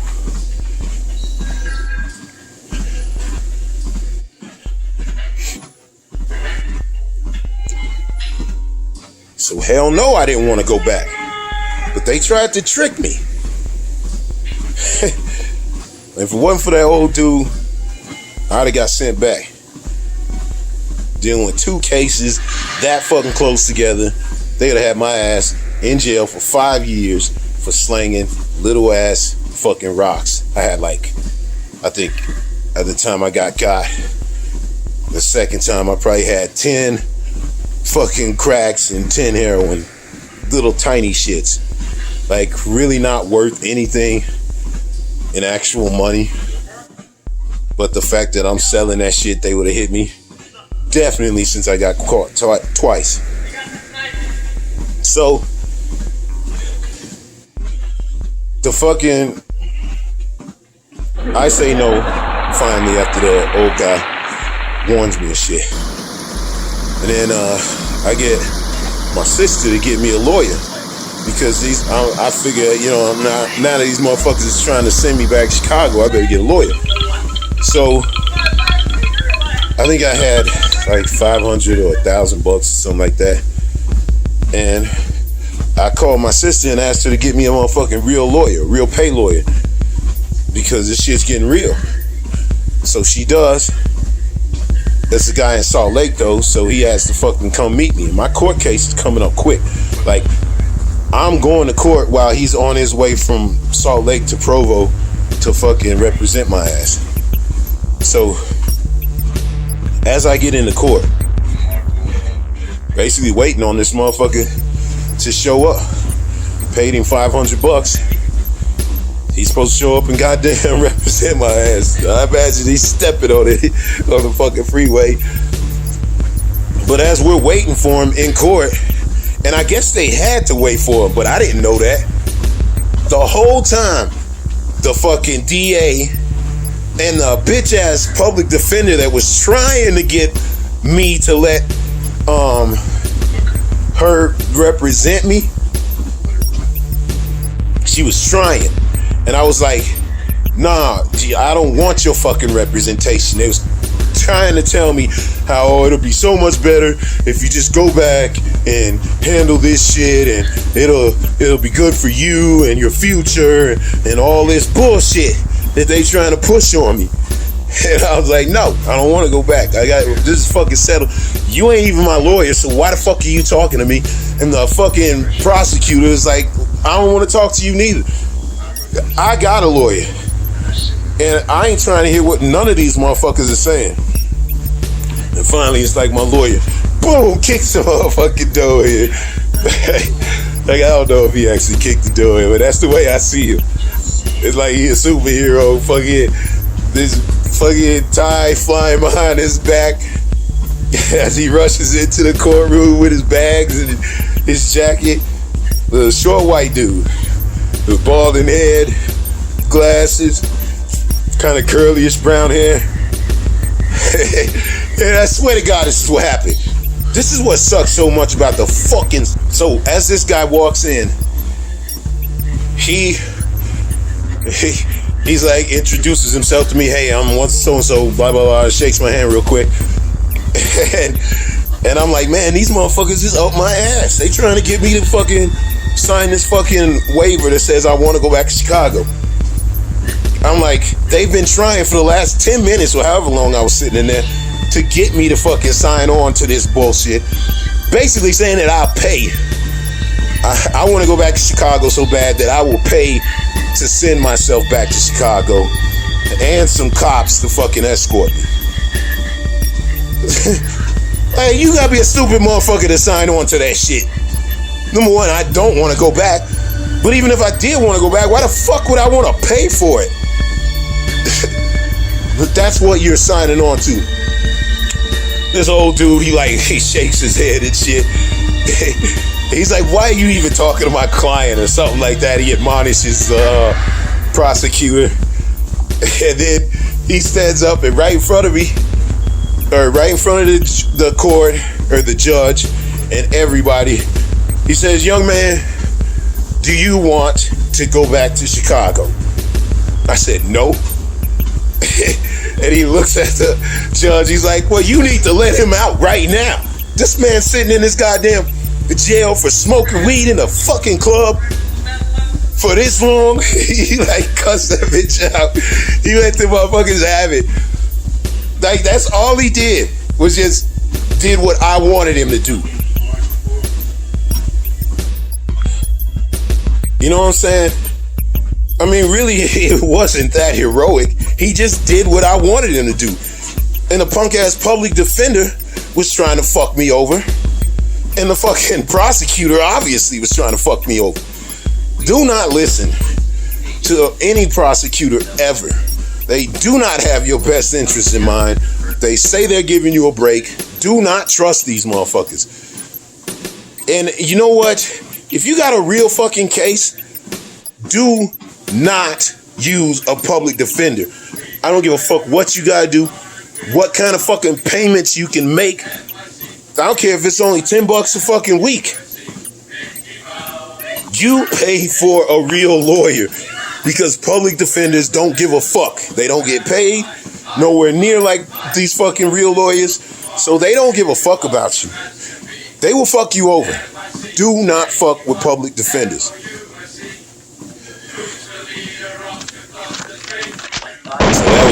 fucking side story about that fucking Provo jail, which basically brought me to that fucking realization of how fucking scumbag these lawyers are, man. I mean, a good one is a good one, just like a good fucking teacher is a great fucking thing. A good lawyer is a great thing. I mean, that motherfucker came through like a goddamn boss, and if not that day, yeah, I think it was that day, but if it wasn't that day, then it was the very next day, they let me out of jail. So basically, they were holding me there, fucking with me over this Chicago shit. Not because I was smoking weed in a fucking club. They should have let me out. They shouldn't even took me to jail for that shit. I think Chicago had them motherfuckers had me sitting in that fucking jail because they were fucking with me. Trying to decide if I want to come back. Fucking stupid. Fuck no, I ain't gonna come back. And hell no, I ain't gonna fucking pay for it. Quick aside on my fucking Provo jail. That jail, that was almost like a rec center. I mean, we was constantly playing. We didn't have none of the pigs right on top of our asses. We was constantly playing cards, talking shit, had a fucking TV with cable on it. We all pretty much agreed on the shit to watch. There was no beefing in any of that shit. It was chill as fuck. I have never been in a jail where they served us like fat ass cheeseburgers and shit. Fucking steak. No, not steak. Shrimp. In a fucking jail. You know what I'm saying? I'm just saying. Provo jail was a fucking joke. As far as like it's a little vacation. The only thing that sucks is you can't smoke in that motherfucker. But in reality, it was a fucking little vacation. Bitch ass motherfuckers try to trick me. They almost got me. If it wasn't for two white motherfuckers looking out for my ass. But the reason why I fucking get all bent about that legalized marijuana shit when you don't decriminalize it, because when I got fucking, I'm sitting here smoking weed in the motherfucking park. You know what I'm saying? It's after hours. It's no kids around. You know what I'm saying? I live right by the park. So I'm there smoking weed with a friend and shit. And I see this fucking bitch ass motherfucker drive by with a fucking mask on. Like not a mask like we all wear today, but like he was wearing a mask like a fucking handkerchief around his face to hide his identity, obviously, because this dude was a snitch. He's like riding this bike around the motherfucking park and probably that whole area looking for people to snitch on. So me and my friend minding our business, smoking a fucking joint way after fucking hours. Nobody else around, ain't hurting nobody. And I'm sure this little fucker called the police on us. So as I'm fucking walking back to my motherfucking car, police pull up. And they like, oh, y'all smoking a little doobie? Huh? Start fucking with a motherfucker and shit like that. Whatever. They motherfucking go to jail for like a night because they suck so much. Get out, and I have to sign up for fucking probation. So you can either take the probation where they all up your ass, or you can take the rich man's probation, rich probation, where you don't get no probation officer or nothing. You just basically on your honor code. And they can drug test you and randomly, and you have to pay a fine. I got 18 months on probation for fucking basically having a little goddamn roach and throwing it out as the fucking pig fuckers rolled up. So 18 months for my fucking probation. That's what I got. But I decided to pick rich man's probation. So it's still 18 months. But now I don't got nobody watching me. I don't got to deal with no fucking probation officers. My drug tests, I can still take them, and they're gonna be completely random. But I'm not gonna have like some dude calling me in or some dude coming over my house and shit. And I have to go to drug rehab, which is the stupidest fucking shit ever. Drug rehab is such a joke. If you don't want to fucking go to rehab, and if the people that are there don't really care about you, like most of them seem to not, then rehab is not gonna work. Everybody knows this. So court-appointed rehab is the fucking biggest joke in the world. They know it doesn't work. And the only reason they do it is to take your money. So like I said, I got 18 months probation, right? But I chose rich man's probation. So I'm like, basically, they were like, you're gonna have to fucking be on it for a little while, but you can get off of this probation early if you fucking pay your shit early. So I think it was like, I had 18 months. I think they wanted me to stay on it for 3 months. And the drug shit that the drug tests that they would make us take, it wasn't the type of test that said, oh, you had some weed in your system, so that means you lose. It means that they give you a fucking drug test, and if you fucking if you have less in your system than you had the last time, then you're doing good. If you have more in your system than you had last time, then they gonna think, hey, something's up with this motherfucker. So it is very easy to game that system. Not gonna say how, not gonna say if I even chose to. But if you got the slightest common sense, you can figure out very easy ways to game that system and keep doing whatever fucking drugs you want to do. Fucking court-appointed rehab, man. Fucking joke. But this is where they get you. Those fucking rehab classes, they cost. So, while I got 18 months, and I could stretch these motherfuckers out to 18 months, or I could try to get these motherfuckers all done in, I can get all these done in 3 months. Like, I have to be on for at least 3 months, but I can be on as long as 18. So I chose to basically pay the whole shit off in 3 months. And guess what? They didn't say, listen, we signed you up for 18 months of fucking rehab, so you're gonna sit your ass and go through 18 months of rehab. No. They're like, hey, we appreciate you getting this shit done. I don't even think I got like a pure drug test that came out with nothing in me. Like at some point I had at least a little bit of weed in me at every fucking drug test. So my shit had never got completely cleaned out. After 3 months. So they probably knew. But I was paying on time. And I was paying them that good money. Getting that shit done quick.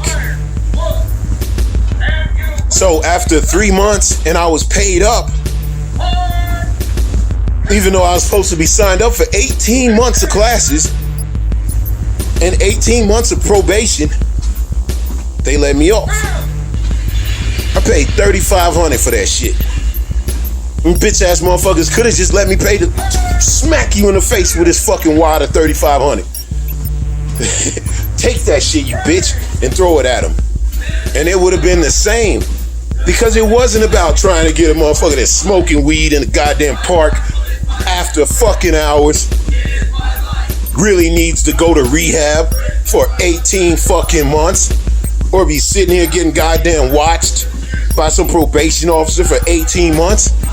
They wanted my money. And that was it. They ain't trying to help me. They ain't trying to fucking understand where a motherfucker's coming from. It was, hey, we're gonna put you on this probation, and if you don't follow the fucking rules, at least pretend to follow them, then we're gonna fuck you over. But if you fucking just pretend to follow the rules and pay us our bribe, we will let you go in 3 months. Which in reality is 3 months too long for a motherfucker smoking weed in a fucking park. But that's the joke. They know it's all bullshit. And once you go through the system, you know it's all bullshit. But the system still stands.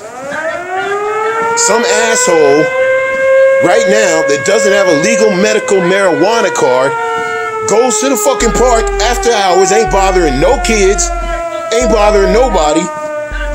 Some pig fucker rolls up on him.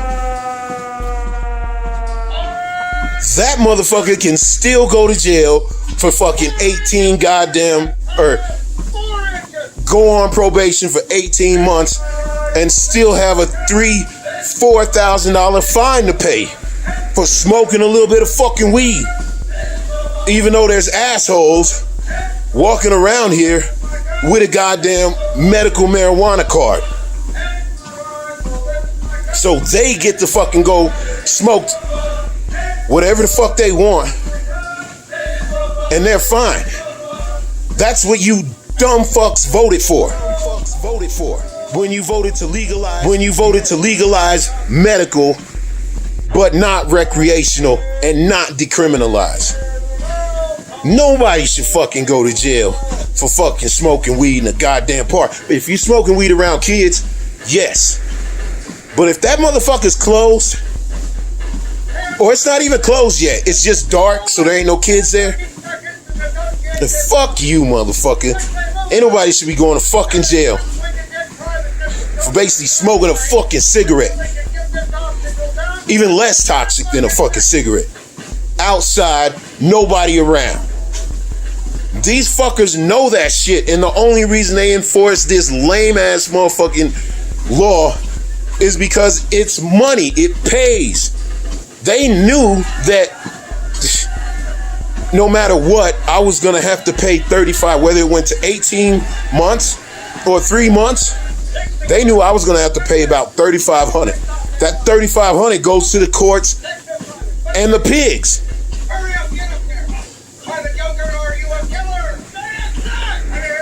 That's all I'm saying, man. This shit is about money. This is not about helping anybody. And the only reason they're fucking going legalization for medical only, because it makes it even more easier to say we're gonna fuck over the recreational users. That's the fucking problem. You dumb fucks need to stop fucking voting for legal medical.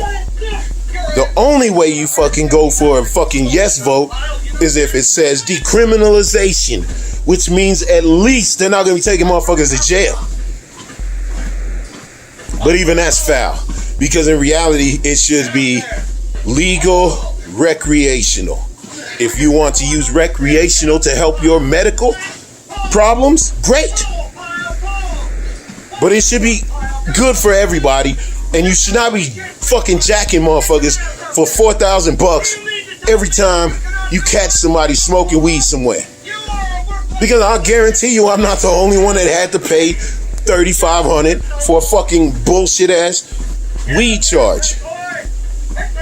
So all you dumb motherfuckers thinking you being so cool, fucking making weed legal for medical, stop it. You're not. And next time you come up with some shit like that, say, no, we don't want this. We want it to be decriminalized. We want it legal for everybody. And if the only thing they offer is, well, fuck off, we're only making it legal for medical, then you tell them to fuck off and you get rid of their asses next time it's time to fucking vote. Vote them out. And put somebody in that's got some fucking common sense. But do not fucking acquiesce to they bullshit. Too many fucking Democrats sitting there talking about, oh, well, we're on the road to progress. That's good enough. No, it's not good enough. It's not good enough when just right now, somebody in Salt Lake got fucking busted for smoking weed somewhere and is gonna have to pay $4,000 to get out from underneath it. And unlike me, they might not have it.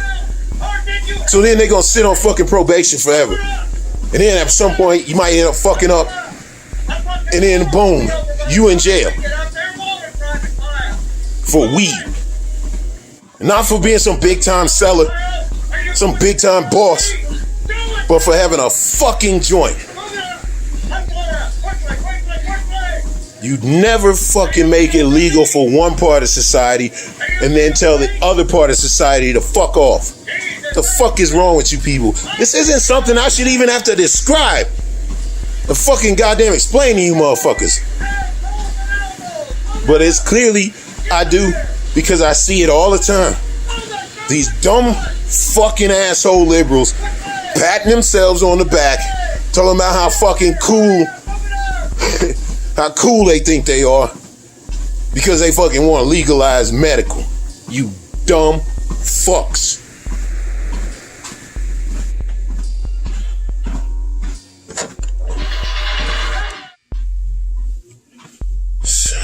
February 26th.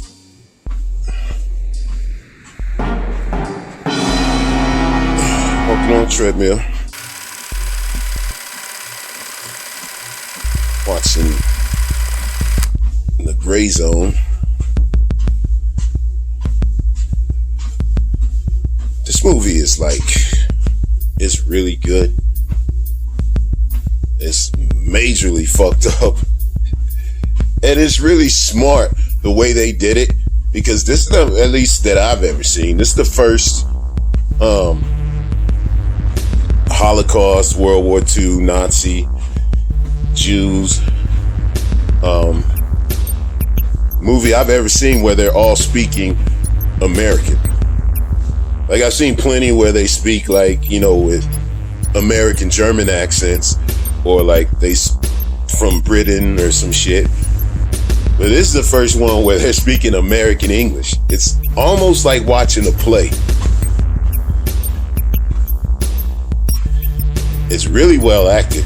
I kind of didn't like it the first time because it was so off-putting that they were speaking American English. It was hard for me to like really lock into it. But as you watch it and you start to understand the way it's kind of like a play. You don't need a bunch of fucking German accents to make motherfuckers understand how fucked up this shit was. Highly recommended from people that don't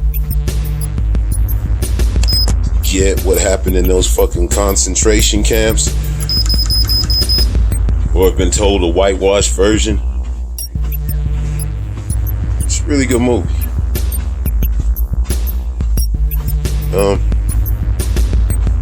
As far as the news,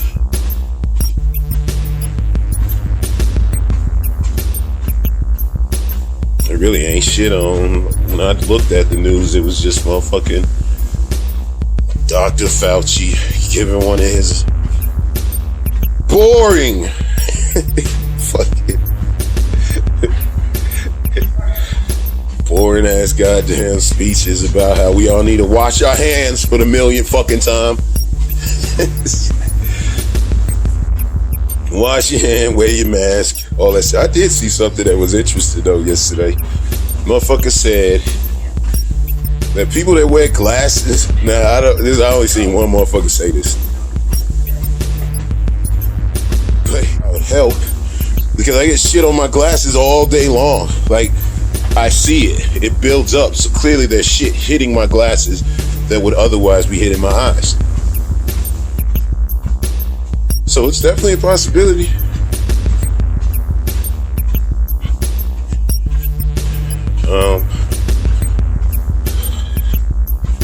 Was it Andrew Cuomo, the governor? Chris is the one that's on the news.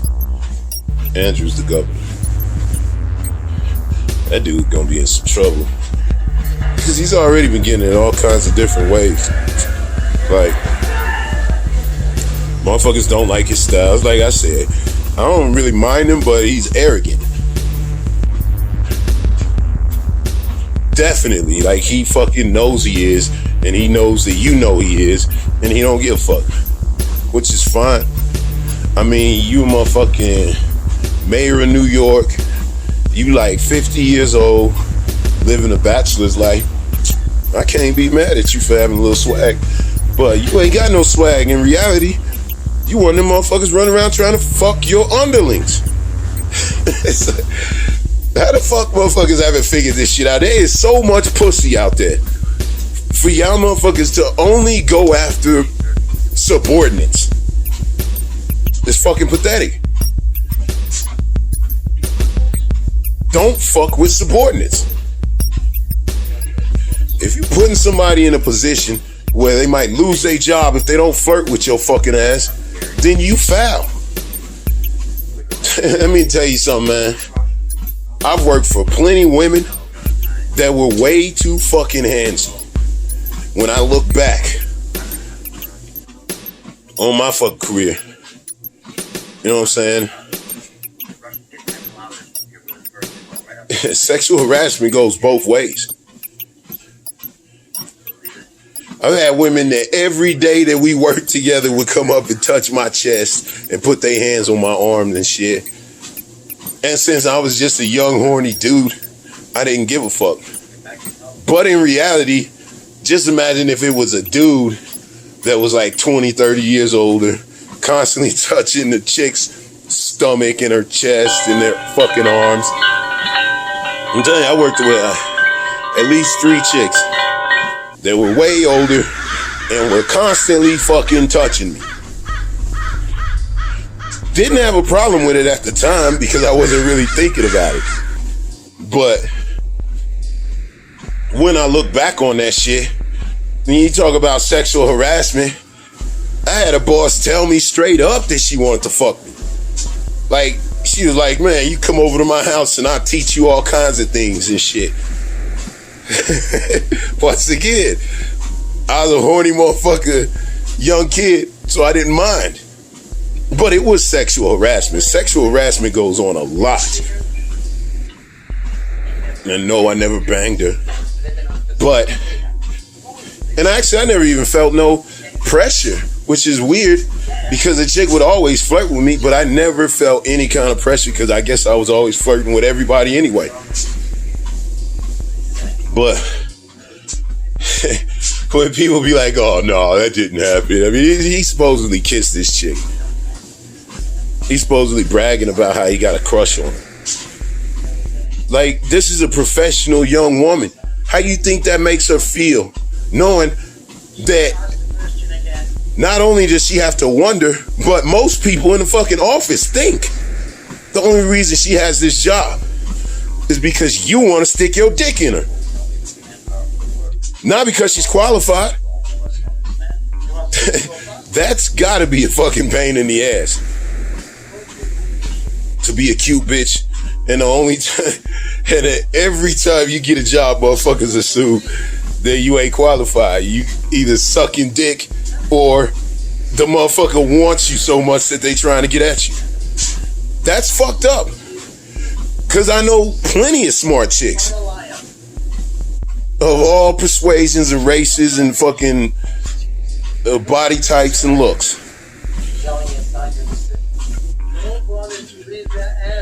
And there's no set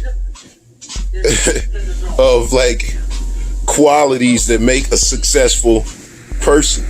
There ain't. Some motherfuckers. I just know I work with a lot of people.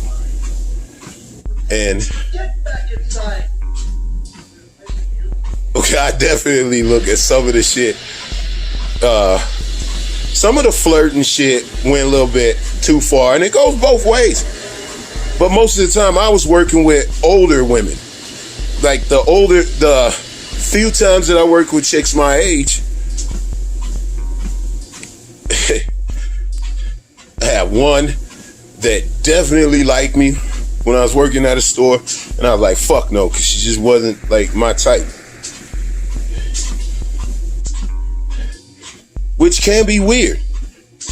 Like, it didn't get weird with us because, you know what I'm saying, it wasn't no big deal. But she made it very clear from almost the start of work that she liked me. We were on the same level, so it wasn't no big deal. And I was like, nah.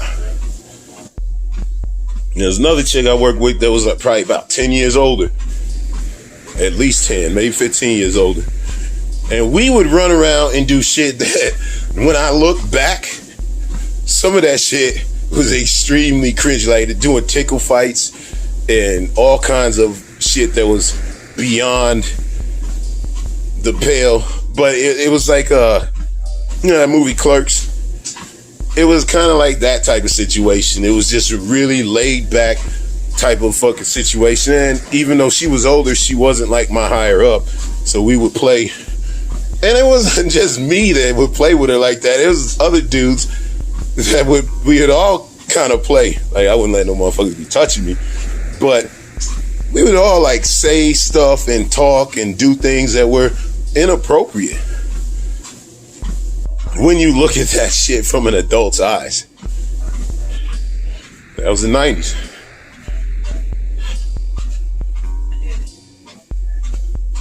I can fully look back on my whole career, and even though I messed around with chicks that came into my work and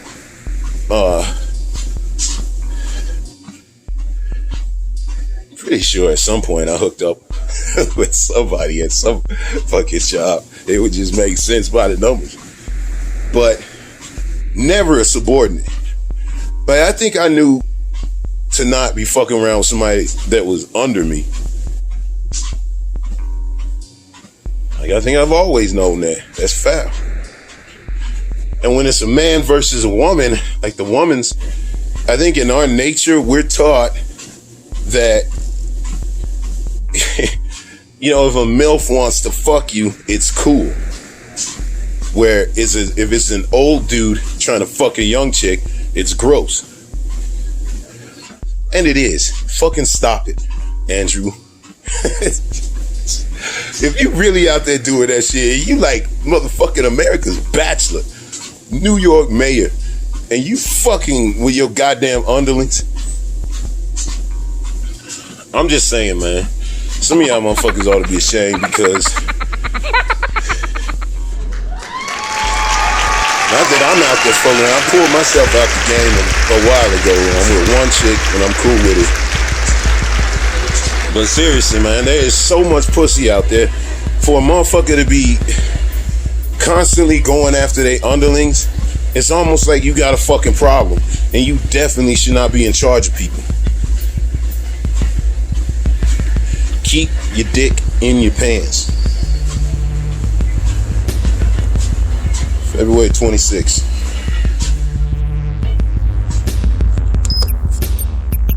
It's still February 26th. Still watching The Gray Zone.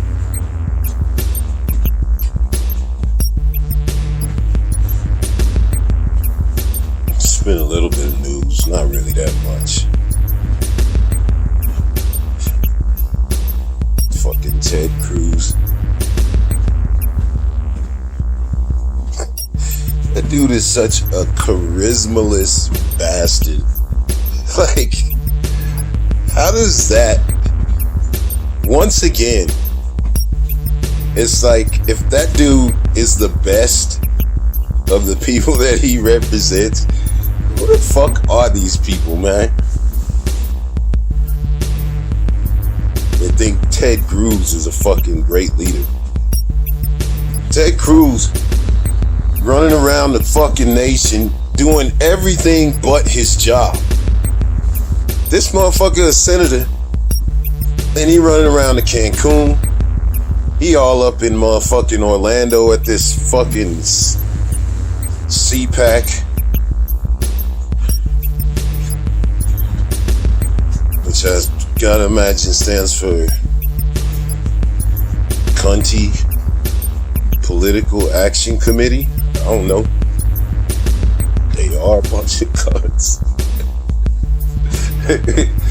I don't know what these assholes are, who they stand for, but it is fucking the extreme dumbing, and the fucking main event is gonna be dipshit talking. So we ain't heard from that piece of shit since he got kicked the fuck out. So you know it's gonna be fucking the airing of grievances. But Ted Cruz out there talking shit about how motherfucker.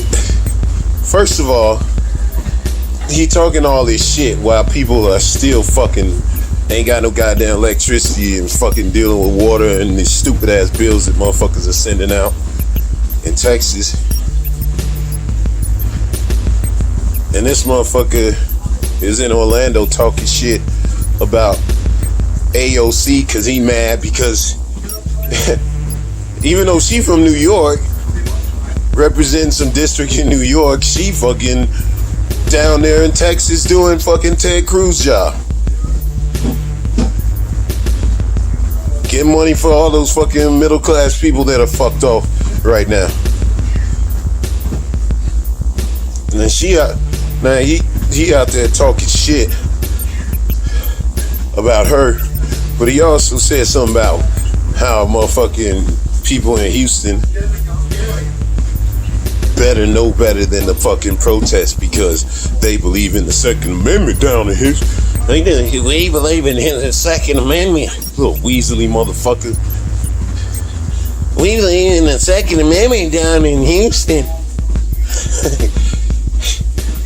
Says, like, the way these assholes were surrounding motherfuckers' houses, these maggots, and fucking with them, like, that's as foul as you can get. But that's exactly what fucking Ted Cruz deserved. After talking all that shit about what he gonna do or fucking protest, he basically saying, you bitch ass motherfuckers in Houston, I wish you pussy ass motherfuckers would show up in my motherfucking neighborhood or any of my motherfucking constituents, because we'll shoot your ass. That's what he said. That's the Second Amendment. If you pussy ass motherfuckers listen to that shit and you ain't stomping outside his fucking crib, protesting loud as fuck, just like them asshole Republicans was doing, then y'all is some bitch ass motherfuckers. Cause he definitely called you out. He said, everybody in Houston, y'all's a bunch of fucking pussies, you bunch of pussy ass motherfuckers, and I slap the shit out of you. I fucking dare you to come to my motherfucking city. That's what he said. Ted Cruz, bitch ass, got the nerve to say some shit like that. And I know it's some bad motherfuckers in Houston. I can't believe that motherfuckers is gonna let this dude talk like that. I can say whatever the fuck I want because, first of all, it ain't enough people that are gonna watch this shit at any point while Ted Cruz is a thing for it to be considered incitement. But somebody should. Motherfuckers should be all up in his fucking neighborhood, right in front of his crib, protesting his ass, all loud and ignorant, just like them motherfuckers was doing.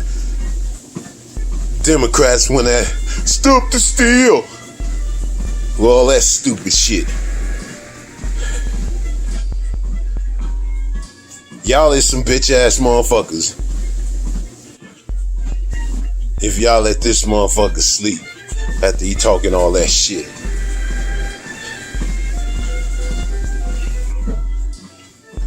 Speaking of Alexander Ocasio-Cortez, she seemed like a nice person. You know what I'm saying? Definitely, I'm sure has her heart in the right place. But if I'm a poor person, or just a motherfucker living in her district, and I got my own motherfucking problems, I might feel some kind of way about her going down, fuck off, down to goddamn Texas to very obviously make a fucking nation, like a national splash. Like, ooh, this fucking congresswoman from fucking New York raising all this money in Texas. Bitch, you been down there for a fucking week. You got people in your fucking district that need goddamn representation. And it's nice that you doing this shit for them Texans. But what them Texans need to start doing is fucking voting their goddamn self-interest. So motherfuckers don't gotta go down there and fucking give up their own money and time fixing something that the government fucked off.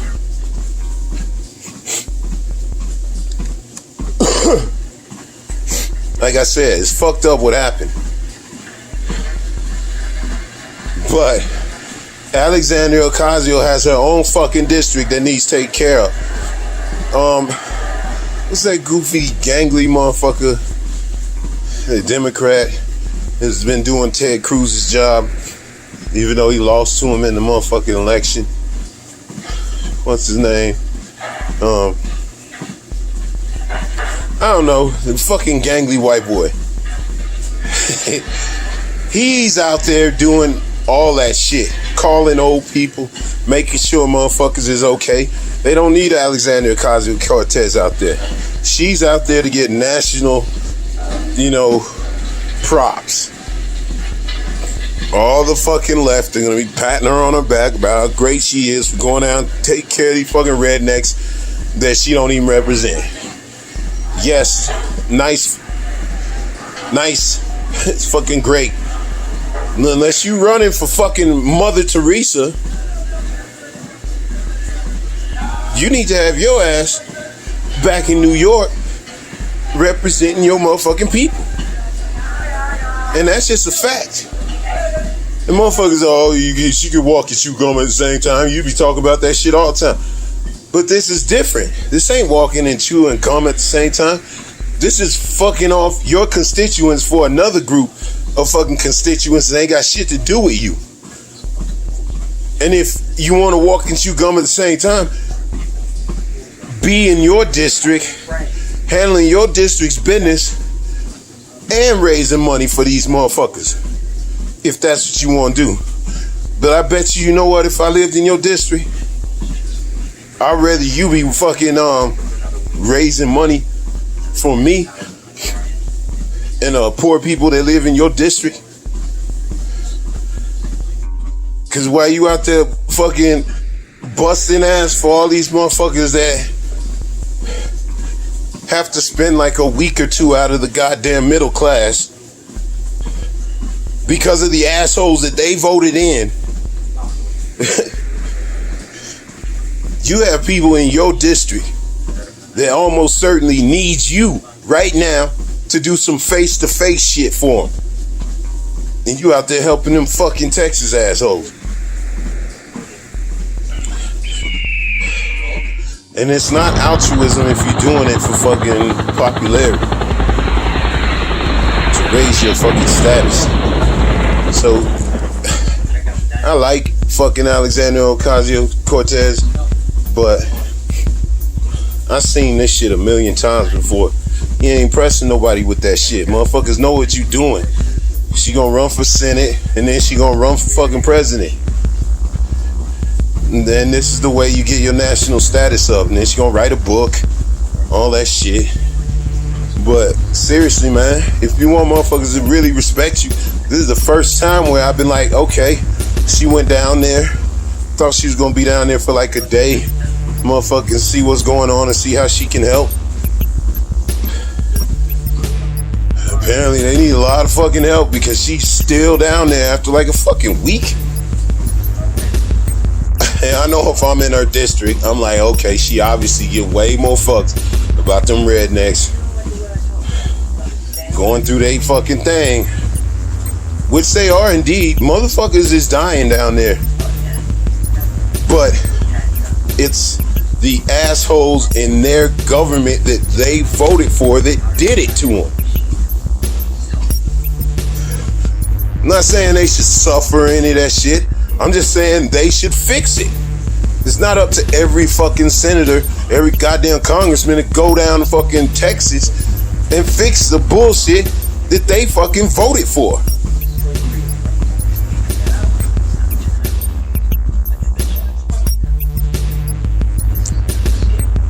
In my opinion.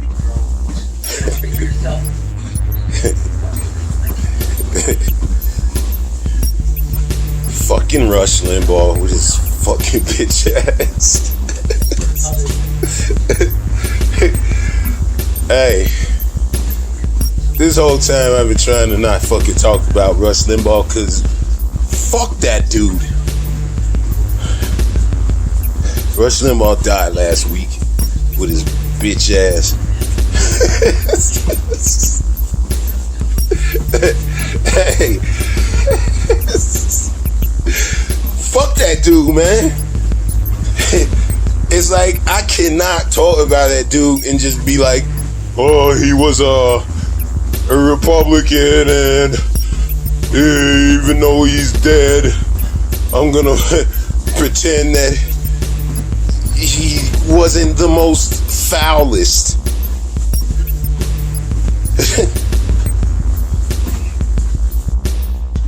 That's my description of fucking Rush Limbaugh. He the foulest. And I ain't want to talk about him because I do feel like it's a fucking stain on my motherfucking diary. But I keep thinking about it. Not because I fucking like Rush Limbaugh or ever liked Rush Limbaugh or ever respected anything that little pill popping bitch ever fucking said or done.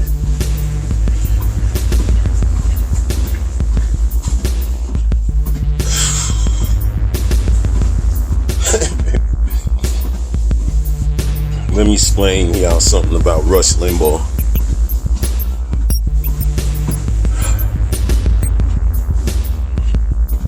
Ever since I was a kid, I tell you how I fucking grew up poor and shit, right? No fucking electricity, no motherfucking, no nothing. This movie is fucked up.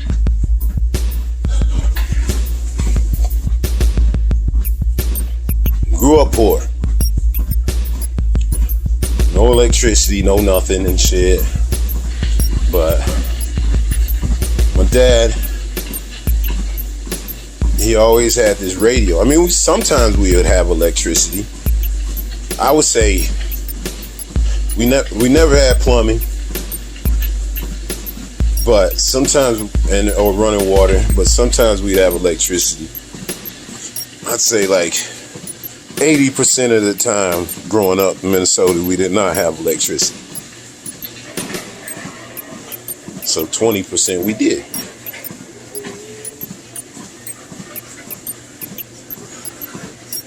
But my dad had this boombox that he would always like, always had batteries for the motherfucker. So, you know, like when we'd go back to Chicago, even though everybody was poor in Chicago, motherfuckers still had electricity and TV and cable and all food. And all the normal shit, running water that normal motherfuckers got. That's what I mean by poor people thought we was poor. It's like my people in Chicago was poor as fuck, but they still had normal amenities.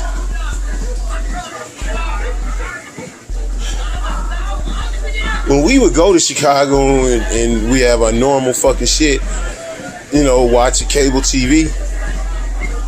I didn't see my dad watch TV a lot during the summer. Like I said, I was out running wild.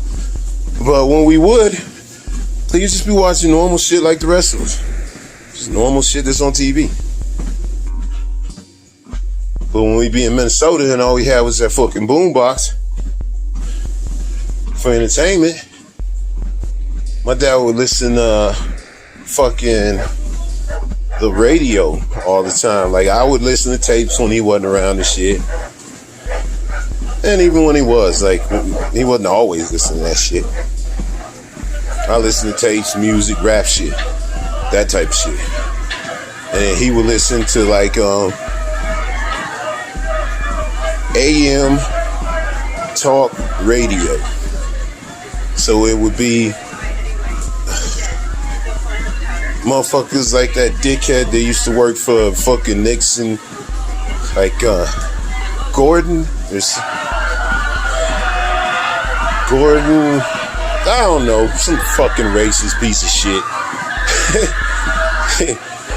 He would listen to that dude, and he would listen to Rush Limbaugh.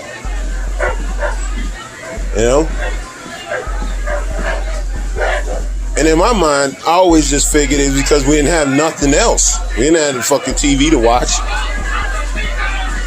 You can't read.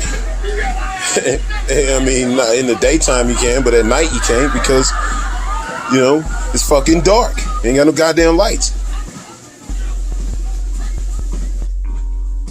So he's always listening to that motherfucking TV when he was inside.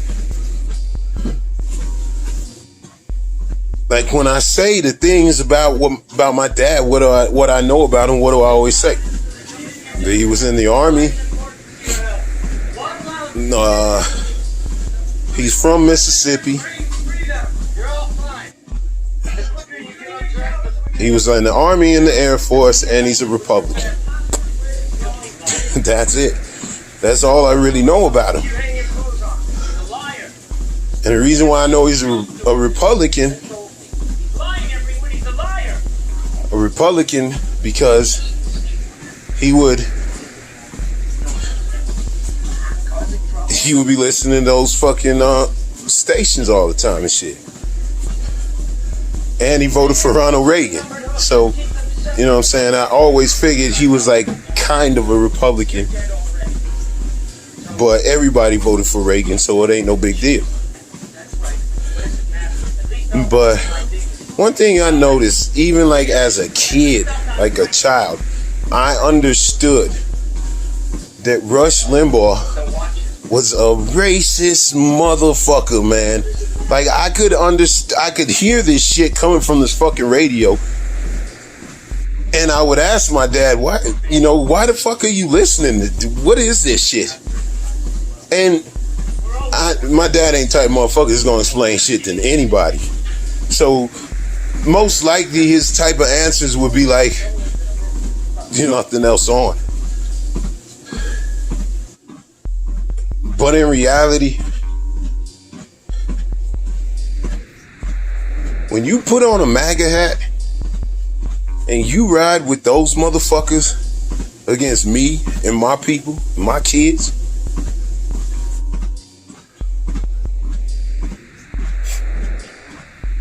it mean that in reality, this whole time he's listening to that motherfucking horrible shit. That fucking little disgusting troll. This whole fucking time, he was believing it. In his mind, he was clapping along with this motherfucker. This man that I look like, I notice it all the time when I look at these fucking videos, man. I look just like my dad. Now imagine me loving Rush Limbaugh. Like, that's who my dad is. That's what I really know about him. That's what I know about him more than I know anything else.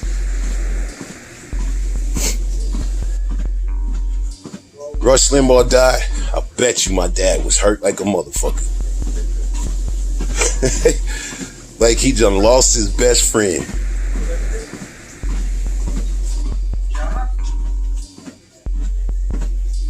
"70-year-old black man, tough as fucking nails." I talk all this shit about all this shit I done got into, and I ain't never back down. I can't say I ain't never back down. There's plenty of motherfuckers where I didn't want to fight. It either did because I had to or whatever. But what I'm saying basically is my dad is a tough motherfucker. Even to this day, I wouldn't want to fuck with him. But you know how embarrassing it is when you have somebody that's in so many other ways just fucking boss human being. Like deep down, my dad is a good person. I know this. But at the same time, he has been fanatically listening to Rush Limbaugh since I was a kid, a little kid. And he wasn't listening because it wasn't nothing there.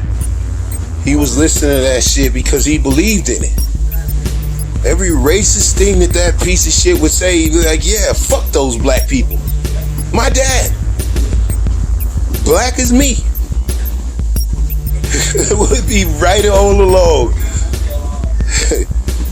Fuck those motherfuckers. That shit hurts, man. I think that's why I fucking get so fucking bent when I get talking about my dad, because I really do love my dad.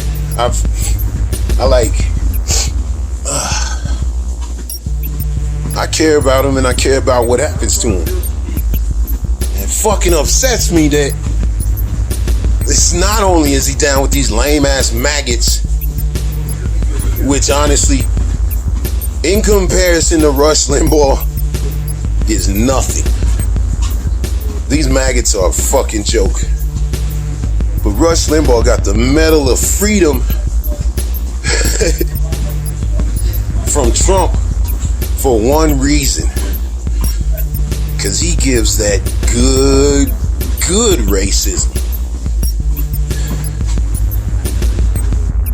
And that's honestly, like, if we is all gonna be real and be honest with each other, that dude, Rush Limbaugh, is my dad's hero. Like the way I look up to Tupac and shit, that story I told you and shit, that's probably how my dad feel about fucking Rush Limbaugh.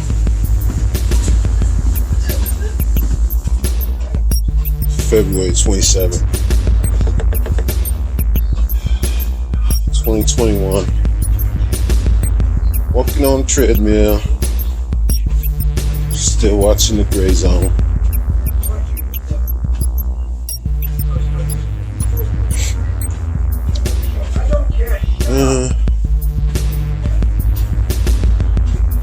Really a lot going on in the news.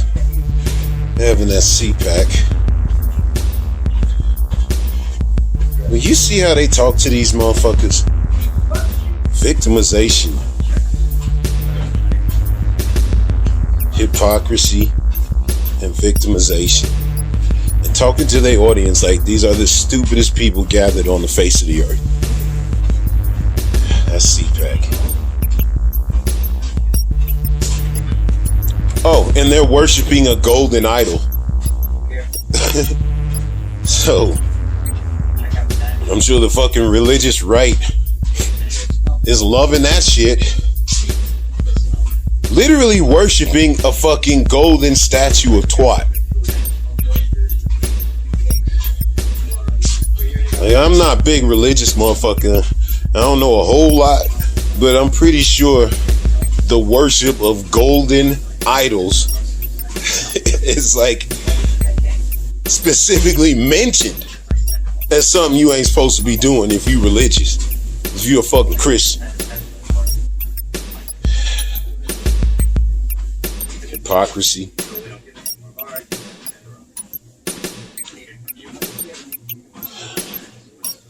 I don't know. That's it. There's other things that happen, but they ain't worth the shit. They ain't worth my motherfucking time. I'm gonna watch this goddamn movie. February 27th. Still February 27th. Man, this movie is so fucked up.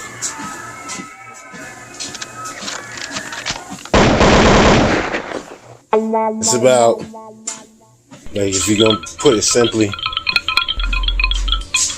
when the Jews were moved to these concentration camps, they used other Jews to, keep the people getting off the trains pacified, telling them everything's gonna be okay, telling them everything's all good and they got no worries and shit. They'll be treated well as long as they don't buck, basically. Get them to get ready. We're gonna have you guys take a big ass communal shower because of lice.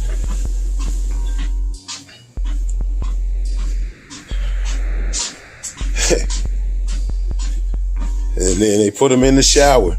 They used other Jews to do this shit. And then after they fucking killed them all, they used other Jews to transport the dead Jews to the crematorium.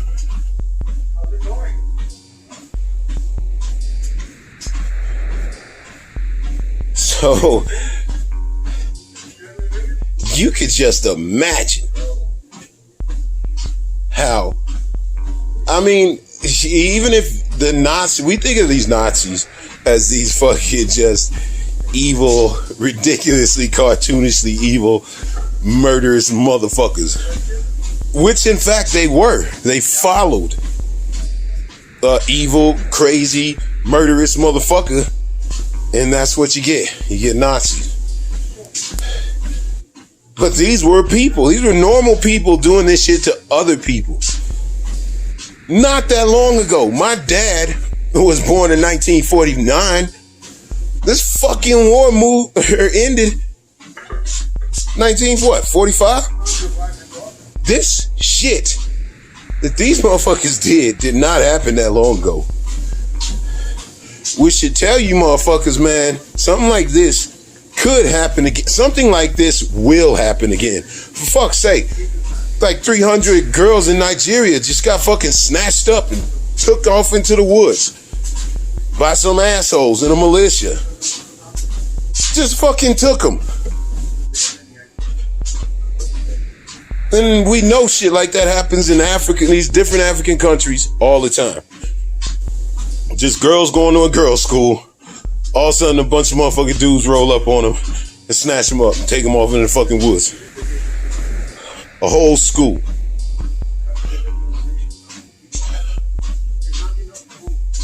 And the shit, they do the same thing to boys. They get a whole group of motherfuckers, boys, snatch them up and turn them into motherfucking soldiers. That's the African draft. That's some bullshit. It's like the shit that we do to each other, man. The fucking Nazis that did this shit, they should, out of just pure guilt, like they should understand that they are the biggest pieces of shit in the world. Mixed along with the fucking Confederates. Hey, these people suck. But the fucking Jews that were made to pacify, my God, other Jews, how the fuck could you even live with, like, this is a true, it says that this is a true story. It says that the doctor in this story really did fucking work in one of these camps. And he's the one that apparently is telling this story. The doctor that's in this movie. So he's telling us what the fuck happened. And he's not trying to say, hey, I was some innocent motherfucker and all these other Jews were doing terrible shit. He admits it. He was up to fucking experimentation. on his fellow Jews. This dude was telling the truth. This fucking story is true. And it makes sense. I will guarantee you house slaves back in the day was stricken, you know, these dumb motherfuckers that would come over that didn't know nothing into how to fucking act.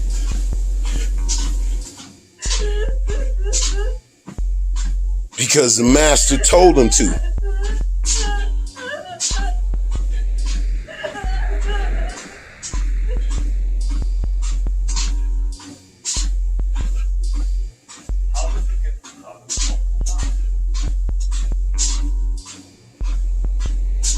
It's like all this shit that we do to each other for these dumbass fucking reasons. Nazis hated Jews because Hitler told them to. Republicans and Democrats always hated each other, but Trump is trying to push this shit to a new level where we not only hate each other, we should be physically fucking violent towards each other. Like, that's what he is fucking pushing, because he's saying that shit to his people all the time. Be violent. Be violent. These Democrats, these radical left motherfuckers out there, they're a fucking threat. So he wants these rubes to be geeked up, to be fucking ready to kill. Be nice if we could just educate these fuckers. I would pick that over violence. But they're being taught violence. Be violent. These people hate you, so you should kill them. That's what they're being taught. It's the same thing these assholes was being taught. And then they went out and did it. Maya Angelou say, when some asshole tells you who they are, believe them. These fucking Republicans are telling you that they ready to get fucking violent. All they need to be is put in a fucking direction and be told to go against their fellow Americans. They don't give a fuck anymore. Motherfuckers need to start taking this shit a lot more serious, because just because they haven't done shit doesn't mean that they ain't gonna pull some shit. These stupid ass conspiracy talking about he gonna be out there in the fort March 4th, they gonna take over the fucking Capitol, all this stupid shit they always fucking talking. They gonna blow up the Capitol and the State of the Union. That's not gonna happen, but these motherfuckers have like fully infiltrated the police. So you can't even trust the police to protect. There's nothing that you can goddamn do except wait for these assholes to do something. Because you can't be proactive against white domestic terrorists. You have to wait for them. You fucking gotta be reactive.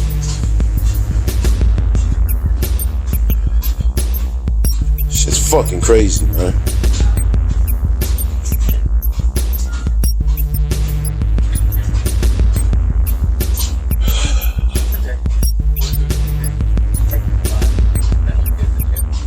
So it's still at 27.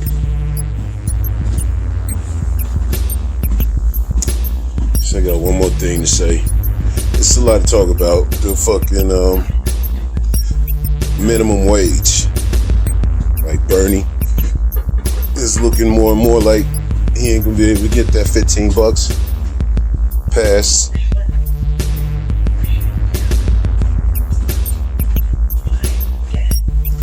I don't know, man. I think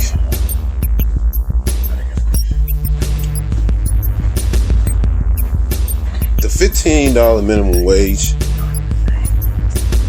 I'm obviously not no fucking economic expert, so really I'm not even sure how to feel about that shit, because there hasn't been any like robust public debate.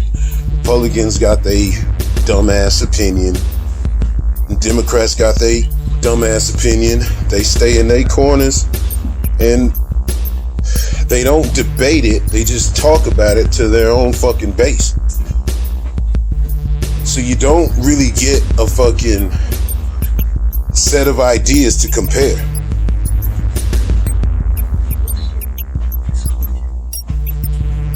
So since I see a lot more of what the left is talking about, the left seems like, or the liberals, progressive wing, is in favor of the $15 an hour. But they're not really explaining why or how it's going to help or how it could possibly hurt and the things that make it worth the sacrifice. They don't explain it. They just say, we want $15 an hour because Bernie said. But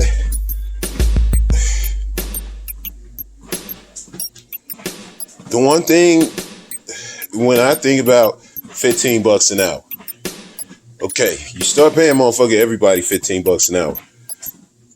That means that includes motherfuckers that work at McDonald's.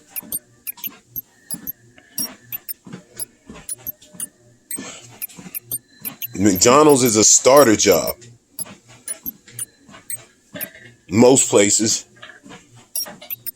So that means it's kids working there that are like 16 years old that don't have to fucking worry about, you know what I'm saying, paying their own bills or, you know, surviving because they're living with their parents. A lot of them.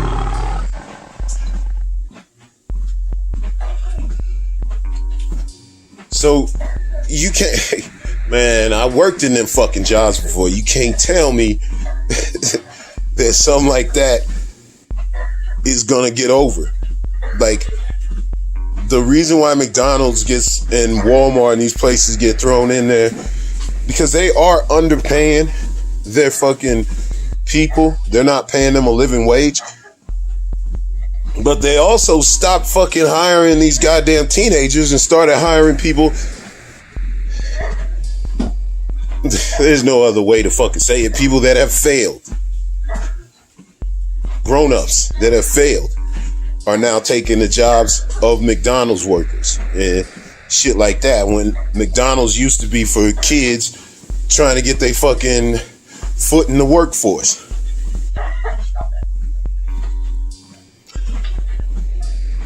So you have to address the fact that, are we just now not gonna have jobs like McDonald's and shit like that for kids anymore? Like, they just gotta fuck off and do goddamn gardens and lawns and shit until they're 18? Like, McDonald's is the type of job that is there just fucking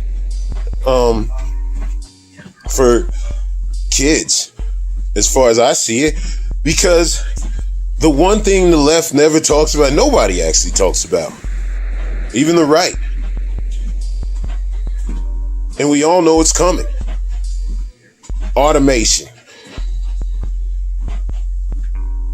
So everything that is done in a McDonald's kitchen could very easily, in this day and age, be automated.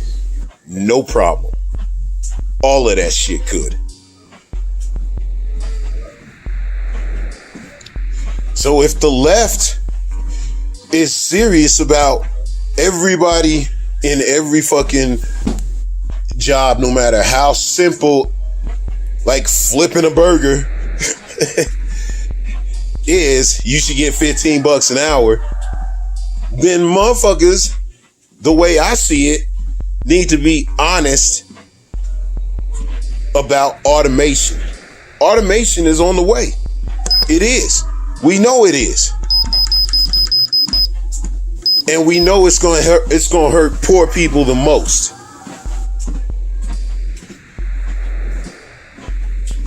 So if you got $15 an hour and these evil motherfuckers that own these companies aren't just gonna fucking do it for the goodness of their heart. They're gonna be like, oh yeah, I'm gonna start paying these motherfuckers twice as much as I was paying them before. And I'll just take it straight out my pocket. Yeah, I'll be happy to do that. Because rich motherfuckers do that all the time.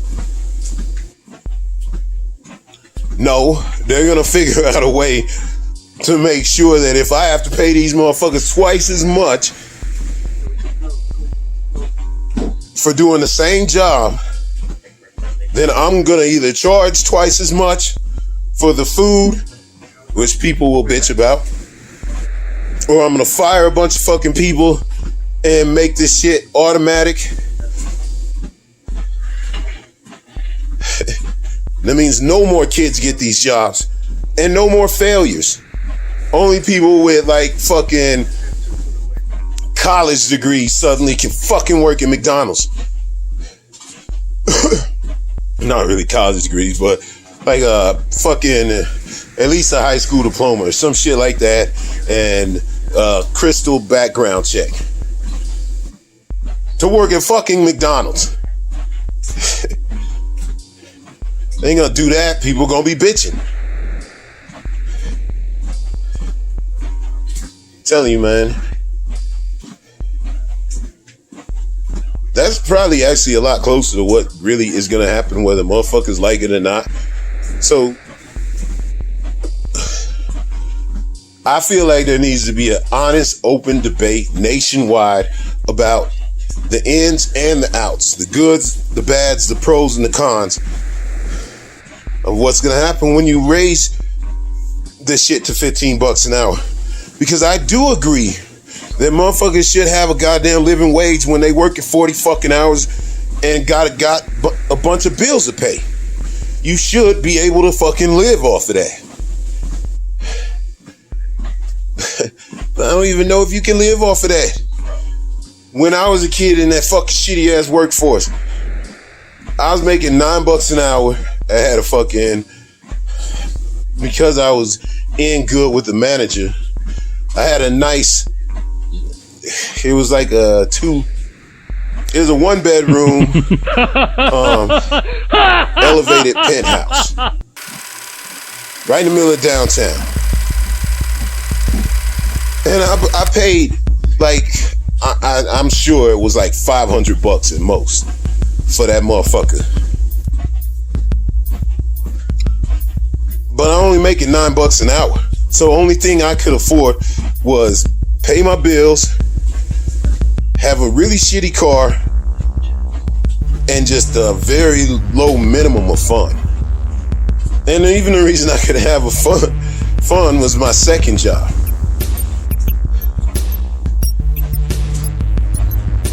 That was 20 years ago. Maybe 25 years ago. It was somewhere between 20, 25 years ago. And me making $9 an hour, I could barely fucking get by. And you put any other,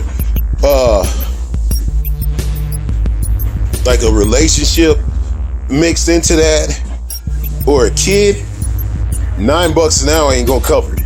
That's fucking guaranteed. The minimum wage out here is $7.25, I think. That to me is insane, because if you couldn't live off fucking $9 an hour 25 fucking years ago, and that same apartment where I was paying $500 for is now going for $1,000, and all the bills have raised up, and I could barely live on that shit at $9 an hour just by myself.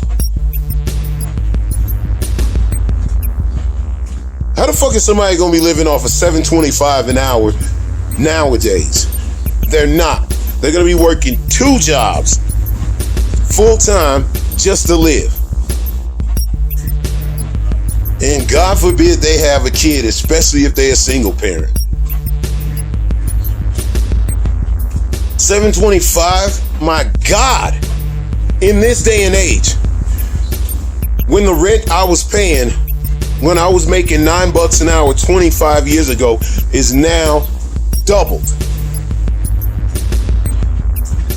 And there are people making less on this fucked up minimum wage. So there obviously needs to be some kind of fucking discussion, because nobody can tell me that a motherfucker just even living by yourself can live off $725 and actually pay rent for a 1-bedroom, bills, car, and have fun. You can't do it on this minimum wage, not even just by yourself. And most of these people have kids. So we got to take that shit into account. There clearly needs to be a real debate about what we do with the minimum wage, what we do with automation, what we do with people that have fucked up versus kids. Because a lot of the jobs that kids used to get are going to people that have fucked up in one way or another. And now they need those jobs. And we got to compare it to how it's going to work with fucking automation. When some motherfucker comes to the obvious idea that I can't afford, I've been getting over Scrooge McDucking these motherfuckers for $7.25 an hour forever. And now the government is going to make me more than double that shit.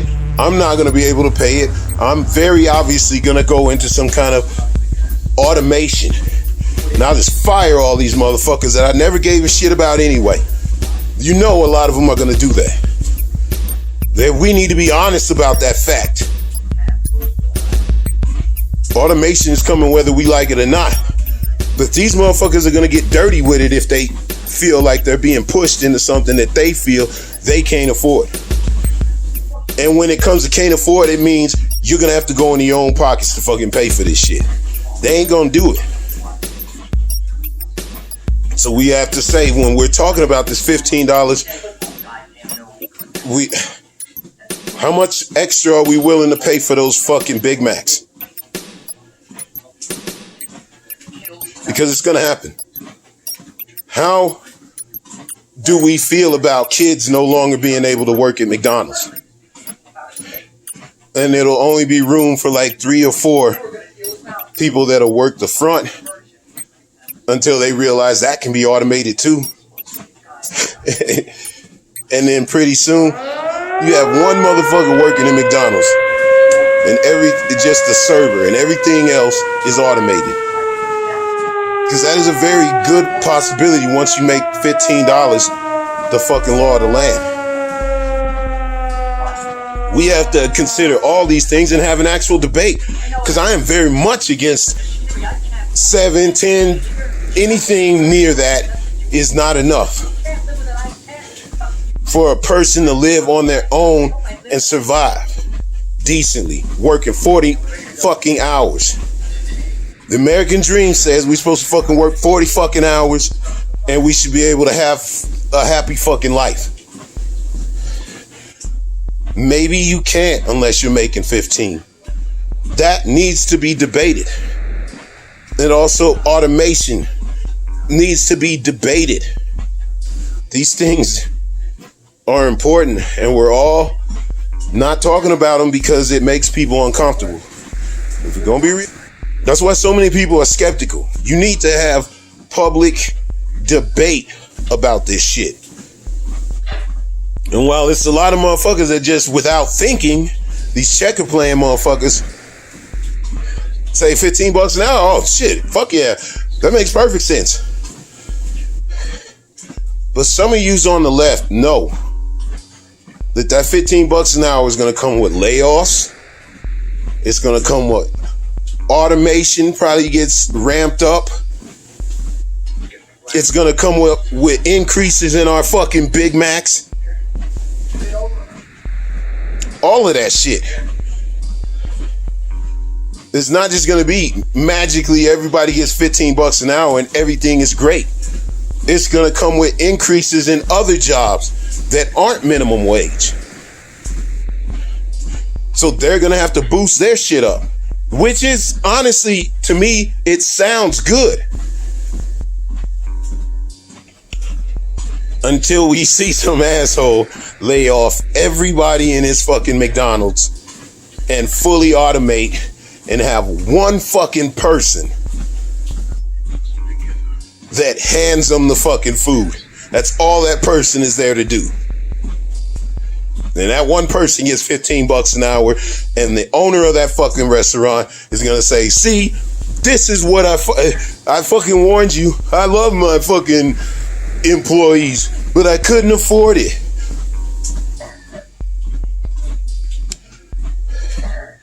And these kids ain't got nothing to do but fucking mow lawns.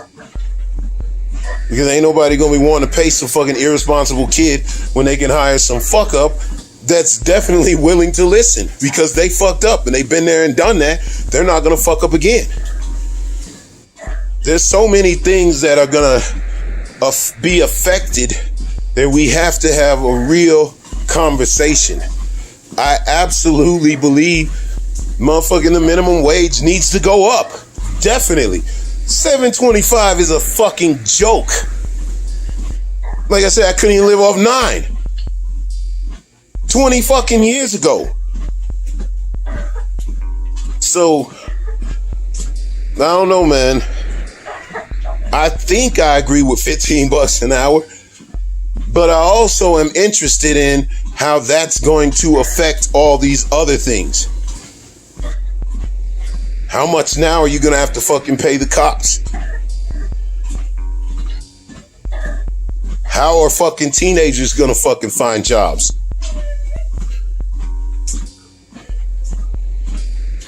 How does automation and the increase in automation affect the amount that I gotta pay for my quarter pounder with cheese? Because while I personally don't think like that, I don't give a fuck about the price of a quarter pounder with cheese. I ain't trying to eat that salty shit, but maybe once a year. But I guarantee you there's some motherfuckers that think that way. But they're not thinking that way right now. They're gonna think that way when all of a sudden that Big Mac that used to be what, $3 or whatever, is now $6 or $7. That's when they're gonna think about it. We need to have these fucking conversations nationwide before we're willing to just say, oh, well, this guy said this, so I just agree, without even fucking thinking about any of the possibilities. I'm not an expert in any of this shit, so I don't know. But the only way you're going to be able to come to a good idea of how you should feel about this shit is if you hear motherfuckers that are smarter than you discuss these fucking ideas that they have, and then you can decide which one makes sense. And right now, nobody's talking about how much these fucking cops are gonna fucking be paid if you raise up the minimum wage. Nobody, right or left, dares even speak the word automation, even though we know it's right around the corner. And nobody is talking about how prices are going to go up when you do that. But also nobody is talking about how fucking insane it is for somebody to be living nowadays, 20 years after I couldn't fucking live off goddamn $9 an hour, how they could possibly live off $7.25 an hour when rent has doubled since.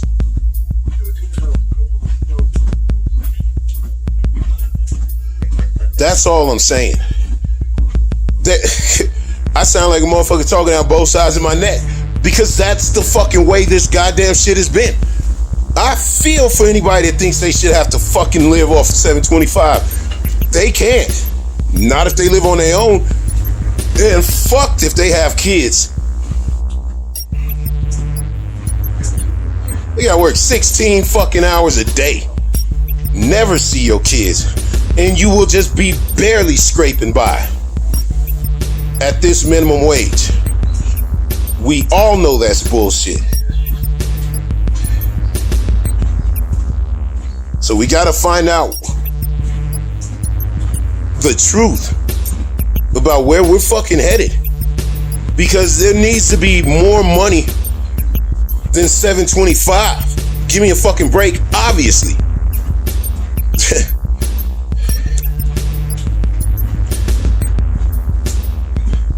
Maybe it needs to be something that gets raised up like raises or something so people can be ready for it. Because I'm telling you, man, if I'm a scumbag and I got fucking a bunch of fucking employees working goddamn minimum wage, 20 of them,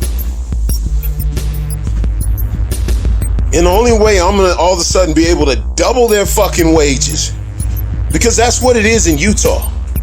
$7. They go by the fucking federal. So Fed says all you gotta pay these motherfuckers is $7.25, then that's all they're gonna pay.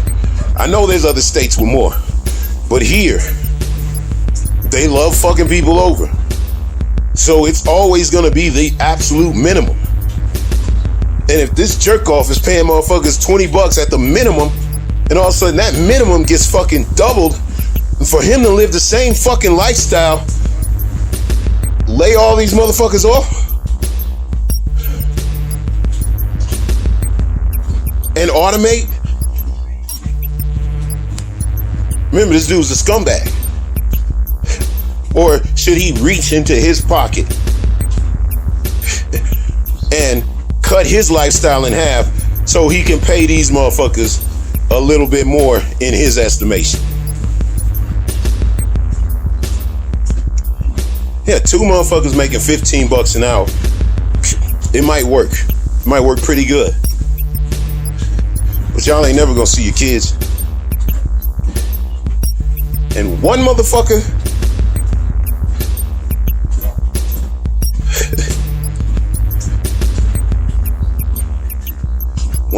making $7.25 an hour. I mean, you tell me how the fuck that's supposed to fucking work when you have a kid.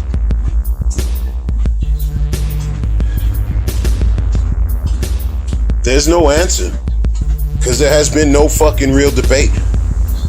I don't know what the answer is. $15 an hour sounds about right to be able to live off of if you're a single person. Not if you're a single parent.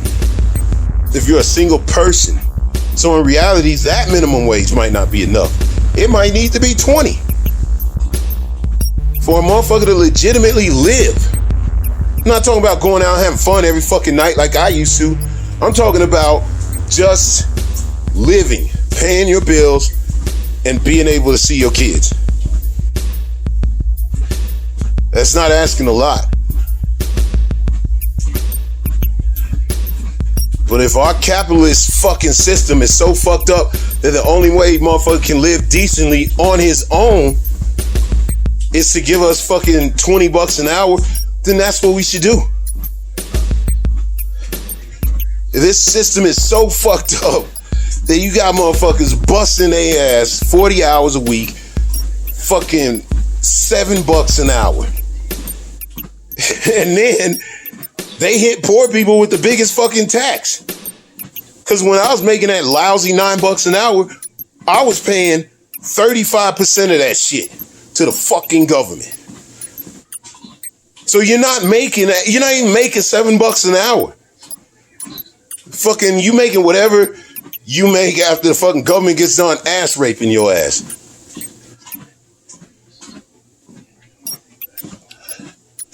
There really just needs to be a fucking discussion, is all I'm saying. I'm not saying I'm on the side of any fucking number. I don't give a fuck who comes up with it. Until there's some actual fucking debate behind it. To where you could say, yes, I agree with fucking the Young Turks and Rational National. There's no doubt. Now I fucking understand it. They should definitely have fucking $15-20 an hour. But they need to bring up the fact that those burgers are going to go up in cost. Also, they need to bring up those fucking facts of speed up of automation. These things are going to happen. And nobody's actually talking about them. They're just talking about what their side wants to hear. We need to have a robust conversation about this shit.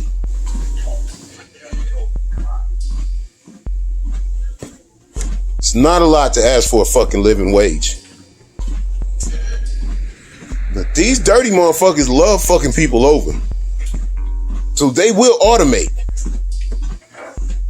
immediately when it's in their pocket's best interest. Believe that shit, man. They've already been doing it.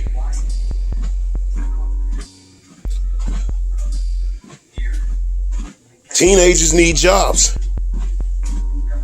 I don't know, man. Said all that. It's February 27th. That's my opinion on the fucking $15 minimum wage. I don't know. Motherfuckers need to get more real and have a real conversation about this shit. That's all I know. Come out of your corners and face each other and debate for the American people, and then let the American people decide who's got the right fucking ideas. All that goddamn shit that we saw last summer, that wasn't even really all this shit. These fuck ass pigs always be hiding these motherfucking tapes. They don't release this shit. It's some more shit happened last fucking March. Dude like my age walking down the fucking street, these fucking pig fuckers see him and they talking about let's go fuck with him. One of the cops is clearly like, no, this dude ain't really doing nothing. Why are we gonna go fuck with him? That's stupid. And the other pig has got a boner, obviously, because he sees a black dude and he wants to go fuck with him. He's like a dog. He's like, oh, come on, let's go get him. Let's go get him. And the other guy's like, no, that dude ain't even doing nothing. And he's like, oh, he's jaywalking. Let's go get him. And the other guy's still like, man, come on, man, this is fucking stupid. Knowing this is fucking bullshit. Because she knew. Because all of you know. And these know. But of course, the aggressive asshole, stupid, always wins.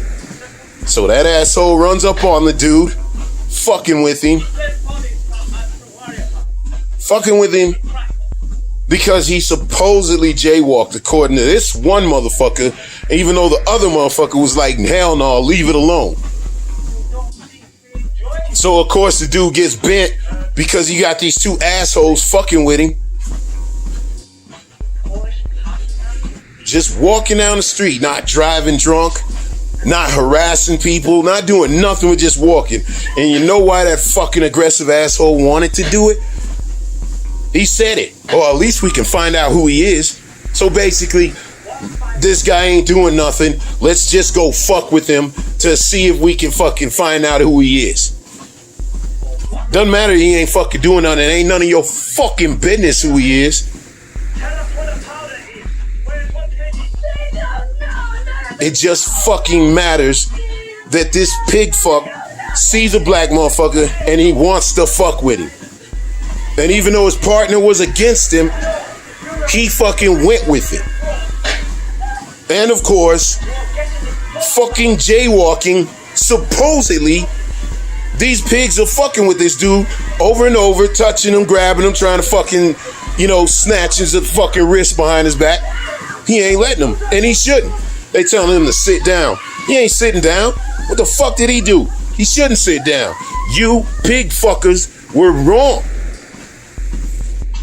It's all about their authority, which they don't even have.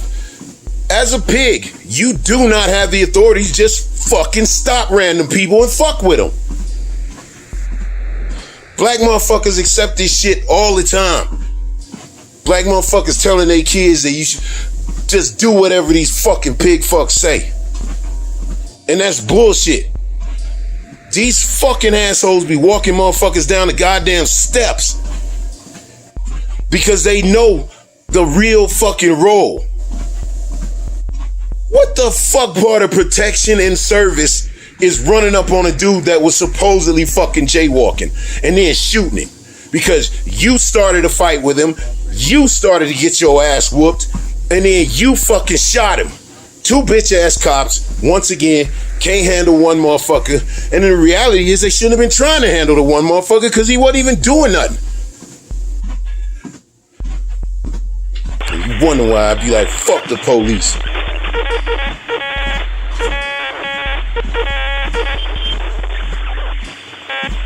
This story happens over and over and over again Because these assholes are not taught to protect and serve. They're taught to protect and serve white motherfuckers. But when it comes down to black people, there's no such thing as protection and service. It's harassment. That's their fucking thing for black people.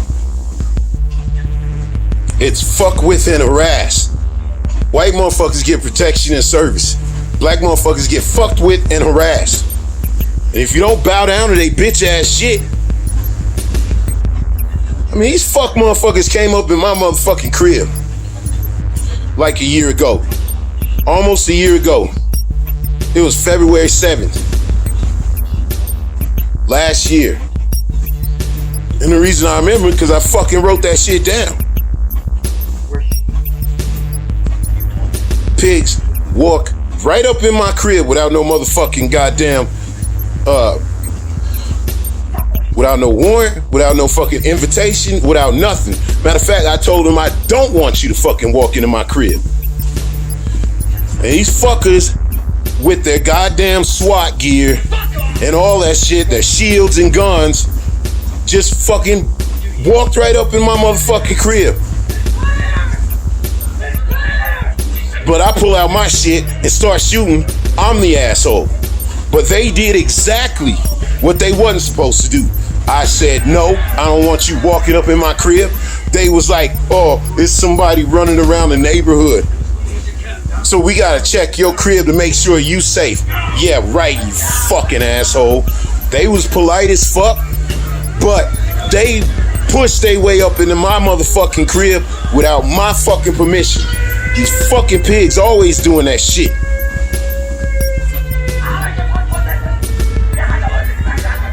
Cause you know if it's a rich white motherfucker, they would have waited or they would have fucking listened when I said no. They got hardwood floors, motherfucker. Ain't nobody fucking sneaking around my motherfucking crib. But these bitch ass motherfuckers followed some fucking stupid ass dog to my crib. And they think that gives them the fucking right to just walk up in my shit.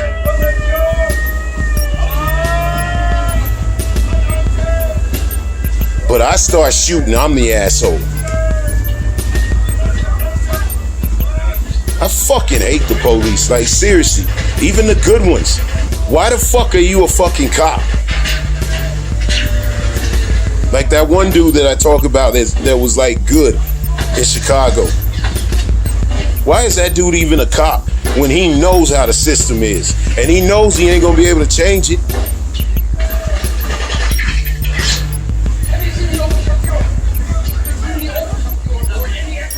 These fucking cops need to go. Because even when they know the right thing, it doesn't matter. They don't go by the rules. They go by their feelings. And this fucking racist piece of shit had it in his fucking heart that he wanted to fuck with this dude. So it didn't matter if the dude wasn't doing shit. And it didn't matter that they didn't even have a fucking reason to even write this man a ticket. This fucking pig thought he had the authority to tell this dude to sit down, shut the fuck up, and listen.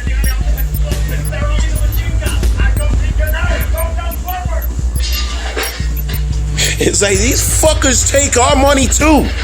We fucking pay taxes. Just like these fucking white pricks. Those fuckers are supposed to work for us. They're supposed to protect and serve all of us.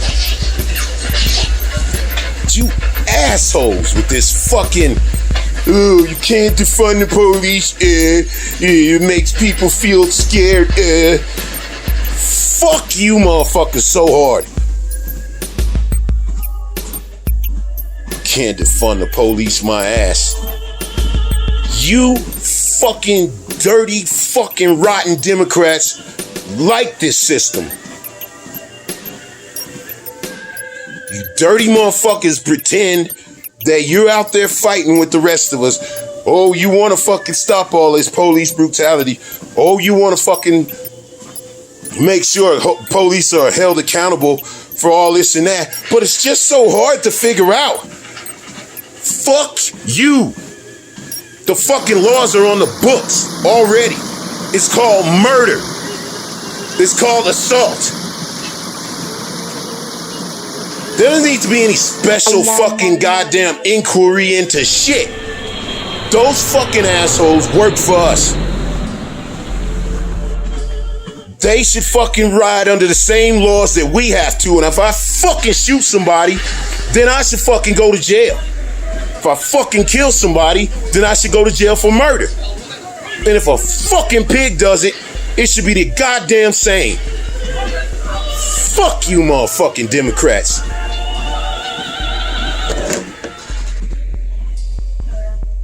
Still February 28th.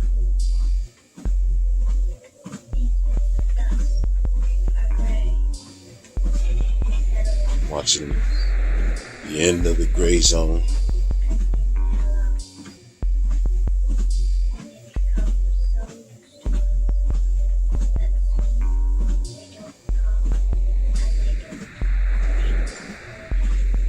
This might be the most brutal movie that I got.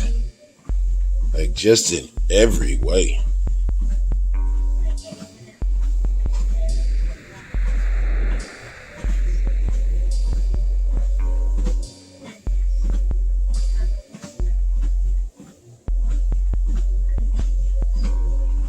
Like, there's... and it's like a true story. I think that's what makes it even more brutal. And it wasn't even that long ago.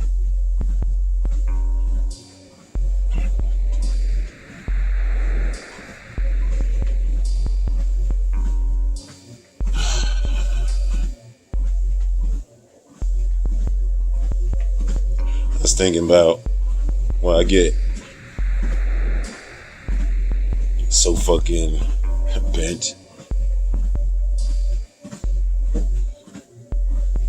about these fucking Democrats.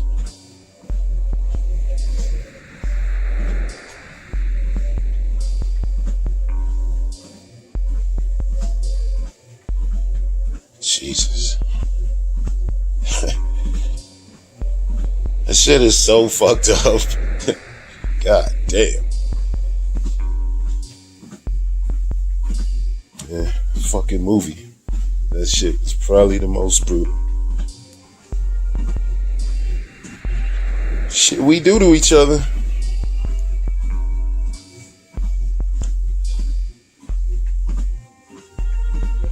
But Futurama, man.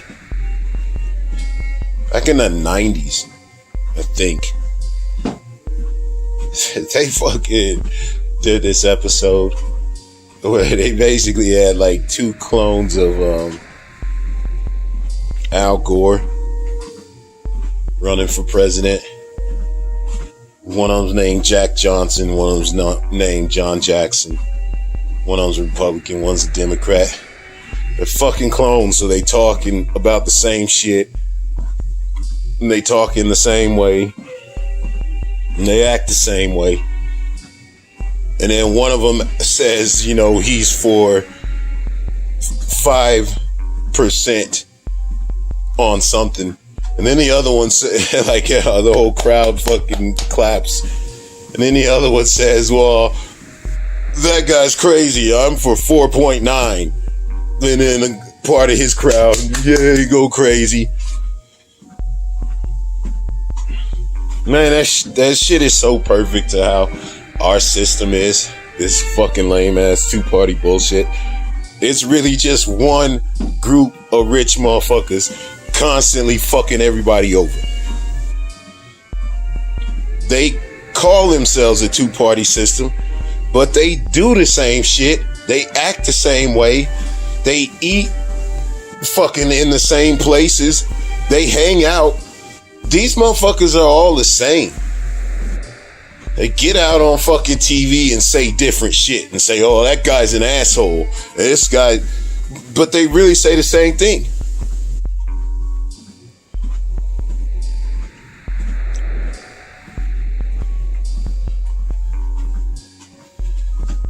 The Democrats don't give a fuck about defunding the police. Democrats don't give a fuck about shitty schools and shitty neighborhoods that don't have garbage pickup and all that shit, that are right next to nice neighborhoods with nice schools. Even though everybody in these neighborhoods is all fucking paying taxes, a lot of those neighborhoods are represented by Democrats that pretend. They pretend that there's just nothing that they could do about all this fucking poverty. The only thing we can do is just bring more fucking people in to crack these poor motherfuckers' heads. Futurama fucking made fun of that shit back in the 90s. Goddamn, the dude that wrote 1984, An Animal Farm. He was talking shit about that back in what? Fucking 30s, 40s, 50s, whenever the fuck this dude wrote that books.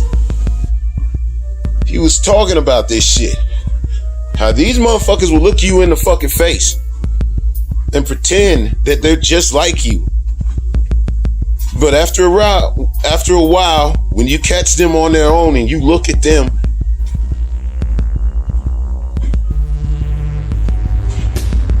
you see that even though they started out like you and they pretend to be just like you, when you catch them off on their own, they're pigs. When you see what they're really about, they're pigs. Just like the fucking pigs that came before them. Those pigs were probably people. As soon as you get in that leadership role, you turn to a fucking pig. Just like Animal Farm. That shit's real. These motherfuckers could have the best of intentions in the world, but once they get behind closed doors with all the other pigs, they turn to pig. It's a matter of time before Alexandria Ocasio-Cortez becomes a pig. I have no faith in these fucking people. None. I'm done fucking around with fucking politics and shit and pretending that the Democrats are somehow, because they don't get out on TV and talk about how fucking they're disgusted and how much they fucking hate the fucking peasants.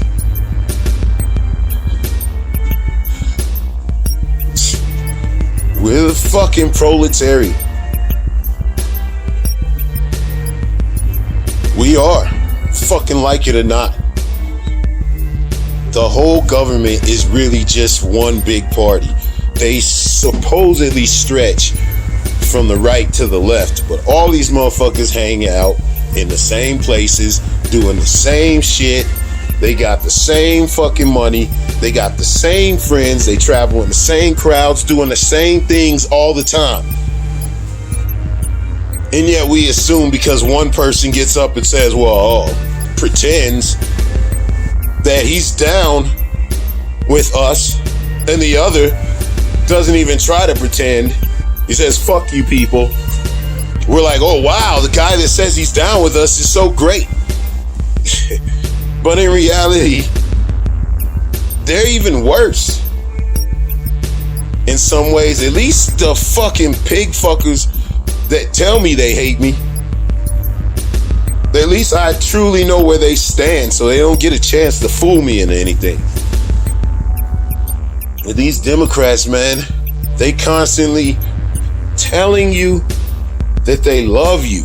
You're so great. We love you so much, and we love everybody, and we're all equal, and we care about everybody in the middle class. They don't give a fuck about poor people. They don't give a fuck about minorities. They don't.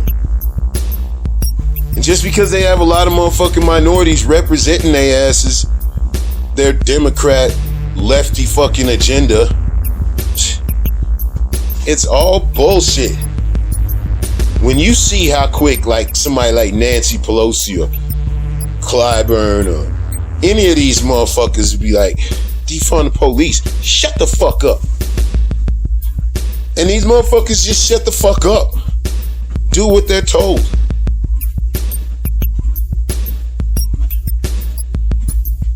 It's bullshit.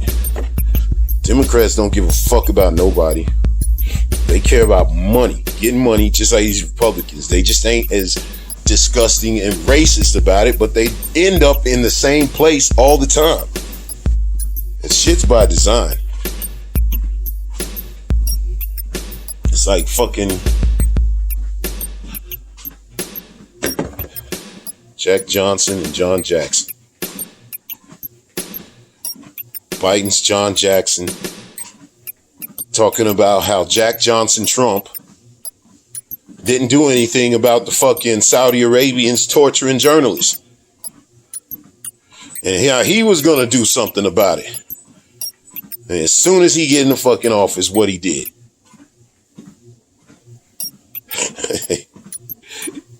Shit's in the news right now. Motherfucker didn't do shit. Oh, we're thinking about sanctioning these motherfuckers. You sanctioned some motherfuckers that are in the Saudi government. Yeah, you did it. But did you sanction the motherfucker that we all know pulled the trigger on that shit? Nope. Because Biden, John Jackson, loves that sweet, sweet oil. And who does that fucking sound just like? He's gonna get out there and bash his fucking goddamn hand on the desk and be like, man, those Saudis, they can't be killing people, can't be killing journalists.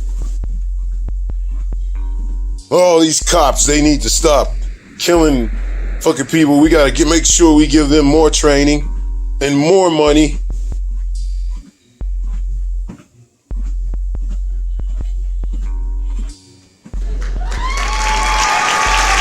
Think the same way as the Republicans.